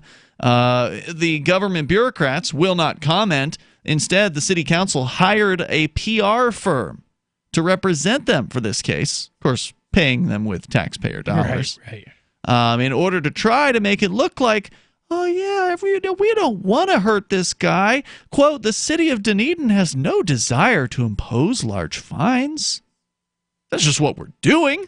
But we really don't want to do this. Look, we just want this man's obedience. We just want him to do what we say. How much do you think a lawn service costs for a week? I mean, that's a really Florida? good business if you're making $30,000 a week, right? I mean, yeah. Lawn service, what, $40 for cutting your average size lawn? Right. Something like that? Maybe 60 nowadays? I don't know. It's been a while since I've hired somebody to cut a lawn. Going on, though. Here's more from John Stossel. Is that the time frame? How long was the time frame where you got the $30,000? They didn't make it clear. Okay. Not in the version of the story. There may be a newspaper that did a more in-depth dive on this. Let's go on. Those large fines. Their goal is just to ensure that Dunedin's a high-quality community. That's right. You can't have grass over an inch or over 10 inches and have this be a high-quality community. The quality of the community goes down dramatically for every inch that your grass grows. I can just see the policeman with a measuring tape going onto each person's lawn, measuring the length of the grass. Looks like you're a quarter of an inch long, Johnny. Yep. It's going to be a problem. They probably, if they're like a lot of Florida cities, probably have their own code enforcers who do that stuff. Odds are it's not the cops themselves. It's people whose job it is to drive around. In Sarasota, where we're from, Johnson and I, you weren't raised there, but you spent a number of years there. They used to have these guys driving around just looking for things. So here in Keene, they don't really do that. It's usually like a complaint. They'll respond to a complaint, and then they'll go out and check on something. But they literally are going around 8 hours a day just eyeballing people's property, driving up and down streets so they can issue them threats and fines. Imagine if that's your job. I feel like you may want to just buy a 7-foot piece of rope. It's sad, but they probably get paid really well. So I'm looking for more details about this based on looking at an article from I found one from the Tampa Bay Times. But here's an interesting little tidbit. Apparently, the same day that the city moved to foreclose on his property, Jim Ficken, who is 69 years old, filed a lawsuit against Dunedin and the members of its code enforcement board. But what he's seeking is $1 in nominal damages, attorney's fees, and injunctions that would relieve him of the fines. That's wow. That's all he's like, leave me alone. Yeah, that's all he's countersuing. Population, by the way, of Dunedin is 36,500. So I didn't know even where it was. Apparently, it's north of Clearwater, north of St. Petersburg. Honestly, he should be asking them for $500 every day he has to deal with this. Indeed. And that's a much more worthy and reasonable cost, I think. Let's give you some more audio here from the John Stossel report at Reason TV. But if the politicians only cared about the quality of the lawns, they could have done what their own ordinances permit them to do, which is hire a lawn service to come out and mow the grass and send Jim a bill for $150. But they didn't do that. They could do that. They absolutely can do that, but they didn't do that, and that's because they prioritize revenue collection. They want the money. It's pretty apparent that code enforcement is a major cash cow for the city of Dunedin. 11 years ago, Dunedin collected $34,000 in fines. Ching. Last year, $1.3 million. I got a lawnmower in my yard. They violated me for a hole the size of a quarter in my stucco. They find people that they can pick on, and then they keep picking on them. Dunedin put a lien that's right. on her. That's right. That's how a bully works. When the bully roughs you up for some lunch money, if you cough it up, well, they know you're going to cough it up again. I'll be back. They're going to, okay, this guy's a pushover. Yeah, so if they were fining him at a rate of $500 a day, and he had $30,000 fines, that would be 2 months. Yeah, 2 months. All right. Did it take you 5 minutes to do that math? No, I finally decided to actually do the math. Circumference of polygon squared multiplied by my division calculus. I was trying to read through this article 4. to see if they actually mention the exact time frame, because I also don't know whether or not they were like charging interest and compounding those fines. Good and saying question. He wasn't paying, so it's late. So they would do that. That's the kind of thing they would exactly. do. Exactly. Your fine would be $40, except that we do have a $100,000 processing fee. Late fees. Yeah, here we go. Exactly. Her house. They say she owes them $32,000. I mean, I can't tell you how many sleepless nights I've had because of the city of Dunedin. Just trying to think of what to say to them, just like have them leave me alone. The Kill city yourselves. is just a bunch of bullies. That's what and you they should expect say to them. Yeah. So Ficken here says they're a bunch of bullies, and that's exactly what they are. People not to stand up to them, because to stand up to them requires expensive legal help. Sure does. Ficken managed to get that legal help for free from the Institute for Justice. Cool. A law firm that defends individuals abused by government. Right on. Its lawyers, portraying themselves in this video as Western heroes ready to punish bad guys, say many cities now pad their budgets by imposing excessive fines. The North Carolina city fined a local church $100 a branch for excessive tree pruning. Private citizens are being essentially extorted by their governments and fined incredible amounts of money for really, really small violations. And if you can't pay the fine, they'll take your home. That's right. The City of Dunedin Code Enforcement Board authorized the City Attorney's Office to file foreclosure actions. The City Attorney of Dunedin in the last year has sought permission to... Well, we didn't want to take the guy's house. It hurts us to take his property. We don't want to see anyone put out into the street. But that's exactly what they're willing to do. They want to see horrible things. And it's like, I don't actually necessarily want to see anything bad happen to any of these people in these... The city council and the enforcers? Council, but I do want to see them quit their jobs immediately. Please quit. It's like another one of these things. Yes. Quit your job. Quit your job. But they're rolling in cash. Yeah, well... Yeah. I mean, look, Right. this is a beach community, okay? Bank robbers can, if they get away with it, they roll in cash too. But the pendulum swings, and these guys can only not represent and steal from the people they claim to represent for so long before... they can get away with it forever. What are they going to do? You think so? What are these people going to do? They can't sell their house because the city has put liens on the house. So if you try to sell the house, well, then guess what? So let's say it's a beach community, right? These might be some fairly valuable properties in general. You've acquired $40,000 in fines. Your home is worth $200,000. Somebody bids on it, for $180,000 at whatever sale you try to do, and then you lose $40,000 out of that sale because the government comes in and takes it before you get anything out of it, as I understand it. Yeah. Well, but I think that some point these politicians and these I want to call them scoundrels, but we call them politicians that claim to represent people but are really just like stealing and lying. I feel like you think they get voted out. I don't think voting is what's going to happen. Well, I feel like at some point people are going to get fed up with not being represented and being charged increasing fees that eventually they're going to start saying no and really meaning it. Are they going to stop paying property taxes? Well, we're going to find out what happens in the future. The future will tell itself. I mean, let's just hope Dunedin doesn't find out the lesson that Granby, Colorado learned, which is, you keep messing with individuals, sometimes they mess back. We're coming up. Free Talk Live. Fellow Patriots, my name is Todd Savage, founder of BlackRifleRealEstate.com. Like you, I was a prisoner of the alt-left sanctuary state until one day I chose to lead my family to freedom.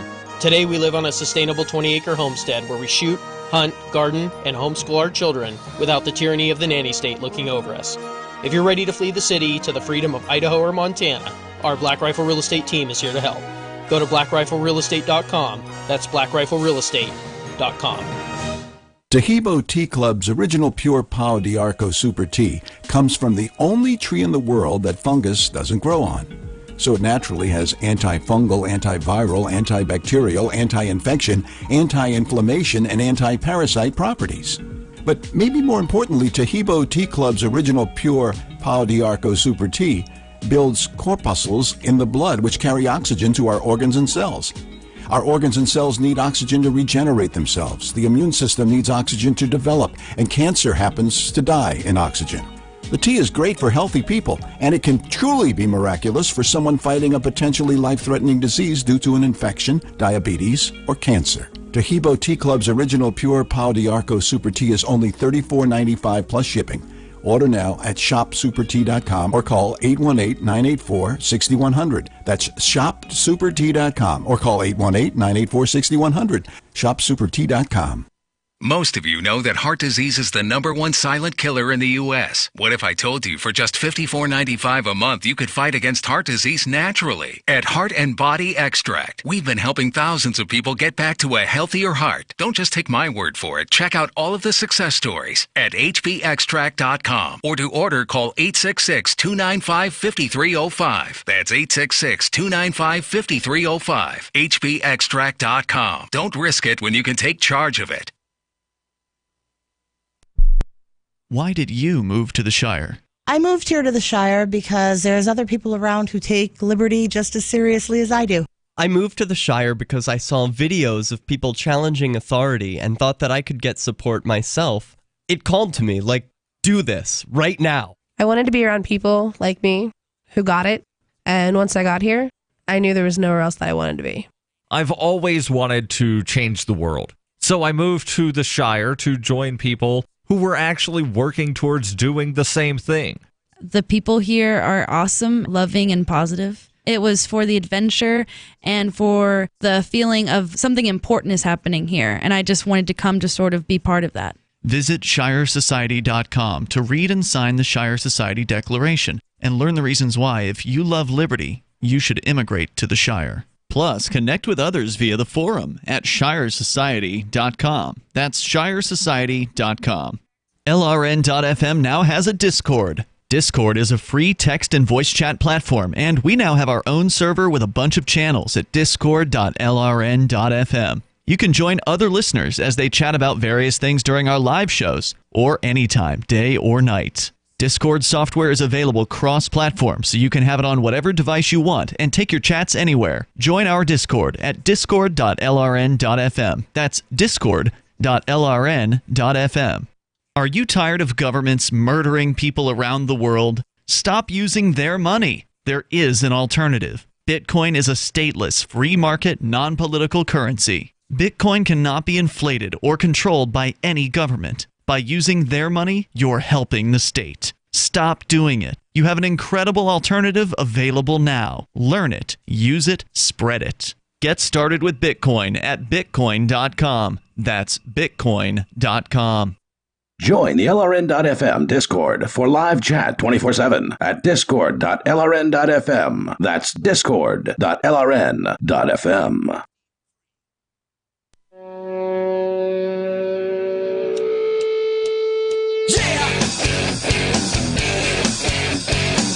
This is Free Talk Live, and you can bring up anything that you want. Our number is 855-450-FREE, like freedom.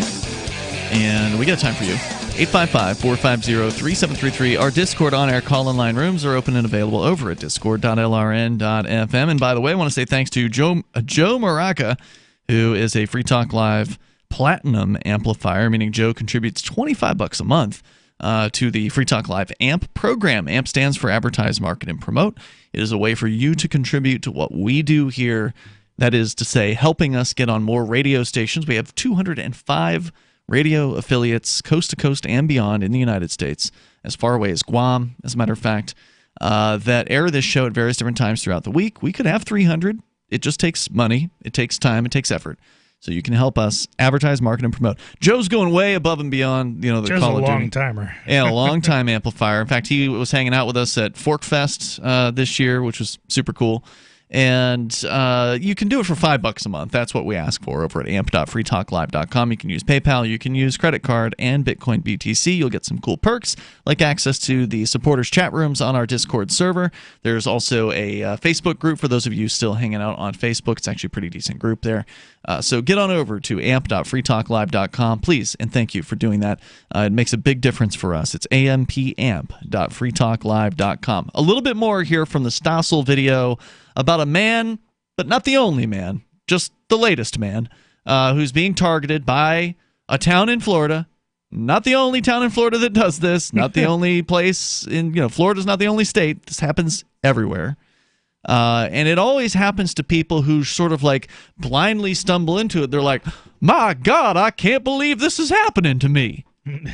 Well, I'm glad that you were able to get through your life so without disruption, that you were so innocently not aware of all of the tyranny that has been going on around you, because, buddy, you aren't the first and you won't be the last. There's this kind of crap happens all the time. I remember another Florida story out of Orlando a few years back, several years. They were going after a young couple because they planted a garden in their front yard. Oh, you can have the garden. It just needs to be behind a fence. So it needs to be either in the backyard, or if it's on the side yard, it's got to be behind a fence. We don't want to see your garden. Right. This is about the community, okay? We don't want to see your vegetables. I mean, it sounds ridiculous, but that's what was happening to these people. So I'm glad this guy was able to have such a nice life and, get into retirement age without ever having to have the government screw with him like this.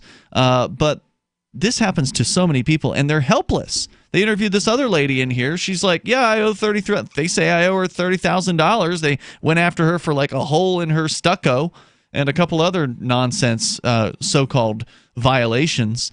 And how's she going to pay it? She didn't look like the most wealthy lady. This is a beach community, but beach communities have their poor sections of town too. And as they pointed out here, if you pay anything, then they're just going to keep finding problems. So you'll keep paying the fines and keep jumping through their hoops. Foreclose on 18 properties. That violates the Eighth Amendment, says the Institute for Justice. It not only protects us from cruel and unusual punishment. But right next to that in the Eighth Amendment is a protection to be free from excessive fines. Our founders, they recognize that the ability to fine... Well, how do you define excessive? What does it mean to be excessive? I mean, $500 a day, that's what they're trying to it's there to dissuade people.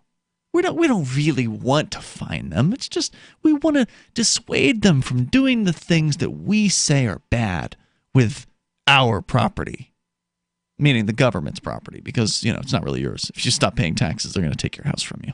Is the ability to cripple. And it's one of the ways, other than incarceration, that government can really oppress. If governments can, they will. So we should be grateful for the Eighth Amendment. It protects us from excessive fines, and it's doing a great more job. Excessive than politicians taking your home because you didn't cut your grass. Well, hopefully this IJ lawsuit will actually get to the point where maybe it could overturn that regulation. But what would that do? Would it actually make it so every other jurisdiction in the United States that's got a $500 a day fine is all of a sudden going to update that to $5? $50? Right. Where is excessive? Where do they draw the line on that?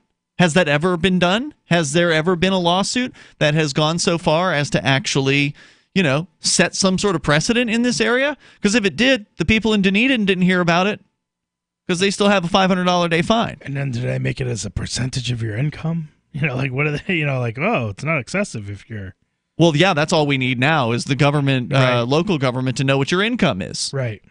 So I don't know. I mean, I'm interested to see how this particular case shakes out. I don't know if we'll get an update on it because, we don't know if this. A lot of times when a news report happens, you don't always get the follow-up on that news report. You don't get the 2 years later, oh, by the way, here's what happened with this man with the lawns court case. As interesting as it would be, and, if you're in the Dunedin area and you happen to see any updates on this case, please send them our way because I would love to see, it's great that IJ's picked this up.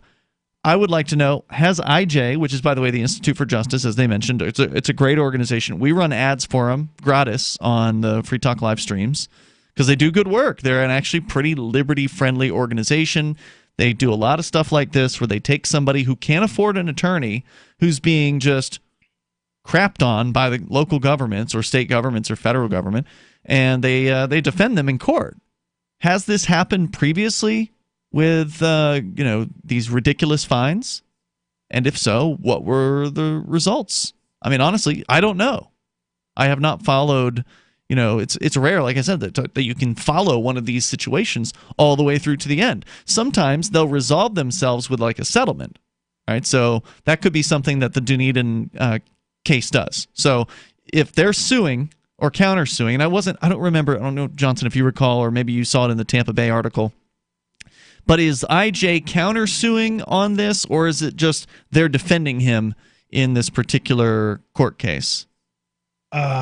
He said he wasn't countersuing, so it was with the dollar, right? So it does not sound like he's countersuing at all. So this is just a defense. They're just defending him in the case brought against him in this case.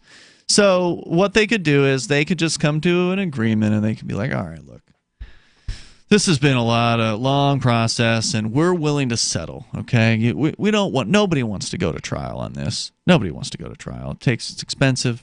It's going to be expensive for us. It's going to be expensive for the taxpayers. It's going to be expensive for you, IJ. How about we just call it a day? Mr. What's his name? I forget his last name at this point. But a homeowner, he can just cut a check for $5,000 and or $500. They'll lower the amount to some amount that makes it so they get their blood out of the stone. Just a little. And then they can make the fines go away. We'll go ahead and waive the rest of the fines. Just go ahead and pay. That way you're admitting you were wrong. That way you're admitting that you owe us, that we're in charge of your property. And then we don't have to go all the way to. Nobody wants to go to the Supreme Court. That could take years.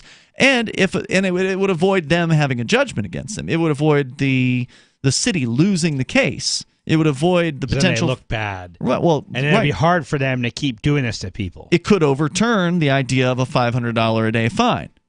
Now, again, the Supreme Court, of course, wouldn't have any obligation to answer that question. If they did end up, let's say, going to trial, let's say dude wins or loses either way, and it gets appealed by either side, and it ends up going to the Supreme Court. The Supreme Court can reject the case entirely. They're not obligated in any case to actually take the case, as I understand it. And if they do take on the case, they can sort of decide what questions of law to really address in that case. Again, if I'm wrong about this, I'm not an attorney. Please correct me on this. Toll-free number is 855-450-FREE. So even if this case got to the Supreme Court, it may not actually set the precedent that everybody hopes that it might set, because the Supreme Court might just ignore that. They might just answer a different question of law about that. So, I mean, the odds that this is, again, I'm grateful to see IJ take this on. It has the potential to do something. At the very minimum, they're giving this guy the ability to defend himself, and that's awesome. And they're a good organization because of that. They've done other cases. I think they were in the Kelo decision in New London when they were stealing people's properties from them for that commercial construction that they did years ago. I don't know if you guys remember that case, but it was an amazing case that set a terrifying precedent where they basically, the courts ruled that the government can steal your property and give it to a private developer. Oh, you're talking about the Kelo case. The Kelo case, yeah, out of New London. I think IJ took that case on, and unfortunately they lost it. So we continue tomorrow night. You can join us online between now and then. Check out Johnson on his website, libertyminded.com. Order official Free Talk Live t-shirts and some other cool Liberty gear.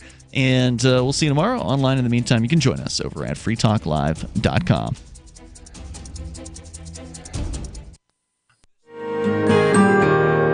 So the protection of life, liberty, and property is what the Free State Project is all about. But it's an effort to move 20,000 people who understand. It's about demonstrating to the entire country that, yeah, we can have a free market, a truly free market. Making it just a freer, great place to live.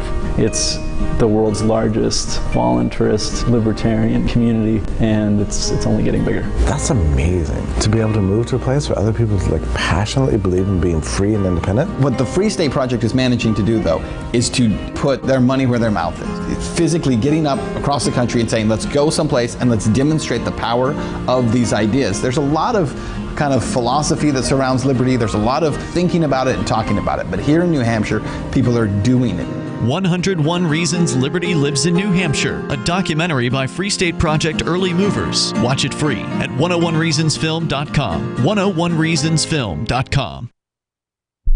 So you've signed the Shire Society Declaration and are planning your move to New Hampshire to be around more liberty-oriented people. Next, sign up for the Shire Society Forum at forum.shiresociety.com. There are a bunch of people there who are already in the Shire, and they want to meet you. If you're already in the Shire physically, you should also come by the forums. Remember, not everyone uses Facebook. New people are signing up for the Shire Society Forum every month, so drop in and say hello at forum.shiresociety.com. The LRN.FM's social media channels have been revamped. We've eliminated Facebook and focused on other platforms like Twitter and Mastodon, the decentralized alternative to Twitter. On our accounts, you'll find posts from multiple LRN.FM show hosts together in one place. Follow us on Twitter at twitter.lrn.fm, or better yet, move to the decentralized Mastodon social media platform at toot.lrn.fm, toot.lrn.fm. I think you'll like it. The latest episode of Declare Your Independence with Ernest Hancock is next after the news on the Liberty Radio Network at LRN.FM. This is the Liberty Beat, your daily source for Liberty news and activist updates. Produced in partnership with SNLS News and listeners like you. Online at libertybeat.news and snls.news. I'm Mick Murrow with your latest edition of the Liberty Beat. Gold is trading at $1,397. Silver at $15.10, and Bitcoin is trading around $12,436. Today's prices are brought to you by InnoScale. Take off with Managed Cloud. Looking for a safe, secure way to store your important files online? Let InnoScale handle it for you. Their high availability cloud servers are the perfect solution for clients needing one or more secure, scalable servers with built-in hardware failover protection. For details, see them online at innoscale.net. In the news, a recently published U.S. Internal Revenue Service slide describes alarming recommendations on how tax agents should deal with digital currency users who are not paying taxes. The slide recommends that agents question crypto users' friends and family, comb through social media posts, and issue subpoenas to make sure United States residents are paying taxes on their cryptocurrencies. Activist Post reports the slide follows the IRS's recently announcing tax guidelines on cryptocurrencies, which will contain rules about the tax treatment of digital assets and forks. Even though the new tax guidelines have not been issued to the public, IRS agents who enforce the tax laws have had no problems prosecuting Bitcoin users for tax evasion. The recently published slide gives a lot of detail on how agents should combat crypto tax evaders by using a variety of investigation methods. Within the 181-page document, there are thorough descriptions of what a cryptocurrency is and chronicled paragraphs on assets like Ripple and Bitcoin. The report discusses a myriad of digital currencies, and the descriptive study even calls certain hardware wallet users fanboys. The Liberty Beat is sponsored in part by Brave Botanicals, high-quality kratom and CBD at reasonable prices with excellent customer service. Brave Botanicals is activist-owned and mission-driven, and believes so strongly in the power of kratom, they're giving it away for free. Just go to freeounceofkratom.com for a free ounce of kratom delivered to your door. Just pay shipping. That's freeounceofkratom.com. This is the latest edition of the Liberty Beat. Find us online at libertybeat.news and snls.news. Your news now continues. A trove of public records obtained by privacy experts at Georgetown Law revealed that ICE and the FBI have used facial recognition technology to mine state driver's license databases for information on millions of Americans without consent, a practice that critics condemned as a disturbing breach of civil liberties. Activist Post reports that privacy advocates and immigrant rights groups reacted with alarm to the documents, the release of which comes as members of Congress are increasingly raising concerns about the threat that facial recognition technology poses to civil liberties. The FBI and ICE have carried out facial recognition searches in 3 states that allow undocumented immigrants to obtain full driver's licenses. They are Utah, Vermont, and Washington. After a long dormant stretch, the Privacy and Civil Liberties Oversight Board has signaled it's ready to tackle another big review of government surveillance and overreach. The PCLOB, an independent agency in the executive branch, last published a 2014 report on warrantless surveillance of the Internet by the U.S. intelligence community. While EFF welcomes the PCLOB's efforts to bring oversight and transparency to the most controversial surveillance programs, they have disagreed with some of the board's findings, especially on surveillance under FISA Section 702. While it's a good sign that the board is turning its attention to other major issues, Activist Post reports that its mixed history means it may be a little too soon to get hopes up. This week, the board, which was created after a recommendation from the 9/11 Commission to look into the violation of civil liberties, released a strategic plan that does not shy away from investigating some of the biggest threats to privacy in the U.S. According to the document, they will be looking into the NSA's collection of phone records, facial recognition, and other biometric technologies being used in airport security. Support for the Liberty Beat comes from the Conscious Resistance Network, featuring videos, news reports, and articles from a spiritual anarchist perspective. Experience the Conscious Resistance at theconsciousresistance.com. How would you like to have your business featured on the Liberty Beat? You can. Just send an email to libertybeat@snls.news for details. This is the Liberty Beat, produced in partnership with SNLS News and listeners like you. The Liberty Beat is online at libertybeat.news and snls.news. I'm Mick Murrow, reporting for the Liberty Beat, reminding you, spread liberty with a smile. If you're just tuning in, a horrific accident. Dozens are dead and hundreds more injured after the Coors Light party train crashed in Pratt, Kansas. The train was barreling through a field on its way to liven up a boring, overheated barbecue when something went wrong. Partiers were thrown hundreds of feet from the train as the frost-powered locomotive careened through bystanders at its normal speed of over 27,000 miles per hour. Rescue crews are struggling to get close to the crash. The Rocky Mountain frost radiating from the downed silver bullet is flash freezing survivors' bodies as they try to escape the wreckage, and the OJ's hit song Love Train is looping at deafening levels. No word yet on the cause of the accident, but investigators are focusing now on the fact that the train weighs 400 million tons and was not on rails. Coors Light has released the following statement, quote, Coors Light regrets any loss of life caused by the Coors Light party train's raw, frosty power. Please continue to enjoy Coors Light. We'll have more on this story as it develops. This is the Onion News Network. And now, live from the studios of Freedom's Phoenix, Ernest Hancock. Believe me when I say we have a difficult time ahead of us. But if we are to be prepared for it, we must first shed our fear of it. I stand here without fear because I remember that I am here not because of the path that lies before me, but because of the path that lies behind me. I remember that for 100 years we have fought these machines. And after a century of war, I remember that which matters most. We are still here! Today, let us make them remember. We are not afraid!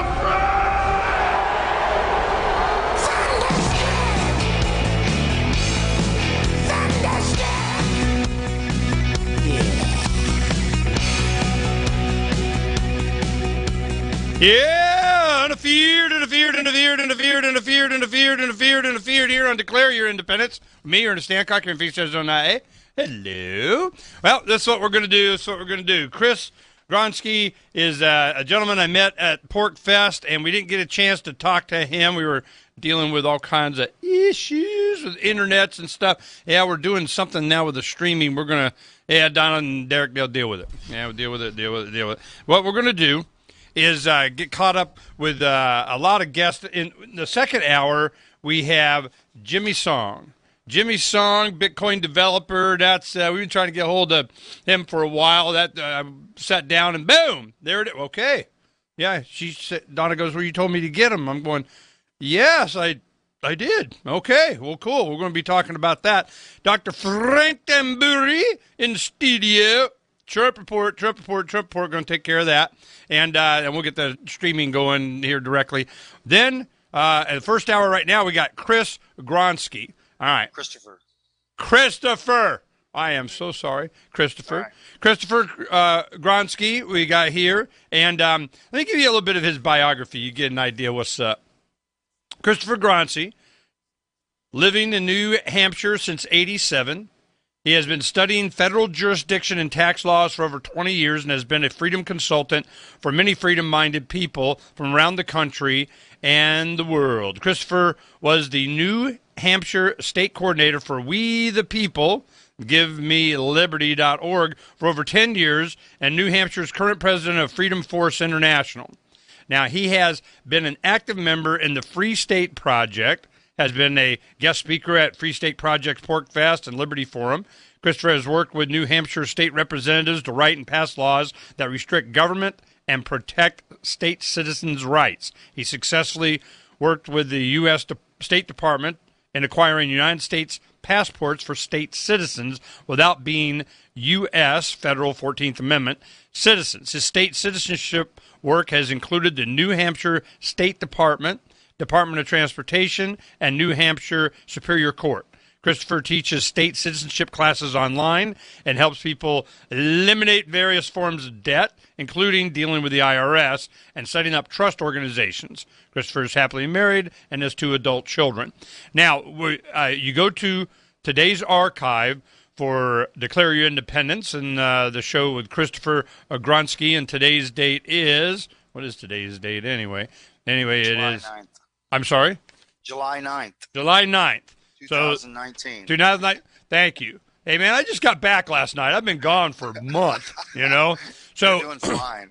So what we're going to do is we had a long conversation off air, and all of us have known somebody is doing something about something. If I'm not, American citizen, I'm a whatever the heck. And it goes back and forth, and now to quit it.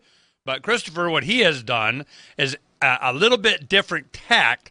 And can you get a because that's a lot of guys I know, they do not want to get a passport because under penalty of perjury they have to acknowledge that they I am too a U.S. citizen. I agree. I totally agree, and I'm going to do exactly what you want me to do, and I'll fill out and say what, and then anything that you want to make a discussion or a declaration of, hey man, I'm not. You agreed under perjury. You signed this here document. Now, we'll talk about some people in the past that have done this, how it sent him down this road, and the successes he has had with people in New Hampshire. Now, I have some friends this show I'm going to be sending to that are just like, oh, but you got it and got it. I go, well, listen to Christopher here. You might want to give the boy a talk, and then you'll see what happens. So, Christopher, welcome to the show. I'm sorry we weren't able to do it at Pork Fest, and we're, getting you taken care of now. So go ahead and start off with what it is that we're going to be talking about, and then when we come back after the first break, we'll get down to the meat and potatoes. Go. Sure. Thanks and good morning, Ernie. It's great to be here. I think you made a couple great points with respect to the passport application and the oath. If people remember in the Browns case, Ed and Elaine Brown, when they were prosecuted by the IRS in New Hampshire, the IRS prosecutor had their passport application, not their passport, the application on the big screen in the courtroom showing them their signatures where they agreed to that oath that they are U.S. Federal citizens. And I remember the prosecutor saying, so when traveling the world, you are a U.S. citizen, but when it comes to paying taxes, you're not. Is that it? And Elaine didn't know that there was another way or something different with respect to doing the passport process. Now, we everything that we've done with passports has been congruent with the State Department because they've written many times we'd have a stall or we'd be interrupted in some capacity, and the State Department would write letters and deny and whatever, and we would always engage with them and ask for clarity and such. When we do passport process, we include a letter from the State Department in the explanatory statement from a Susan Bazinko from their legal department in Sterling, Virginia. And in the letter, she says, years ago, what we used to do is actually amend the oath and do certain things so it would be true and correct under penalty of perjury. But she wrote in there and said, if you do not agree with the wording of the oath, you can provide an explanatory statement explaining your position. And that's exactly what we do. So we reject the oath that's on the application in which you swear to be a 14th Amendment citizen. Now, on the application, it doesn't say 14th Amendment, but we also have in writing from the State Department that they define the U.S. citizen by the 14th Amendment. So we reject that because the citizenship that we're claiming the states, their citizenship predates even the Constitution. And the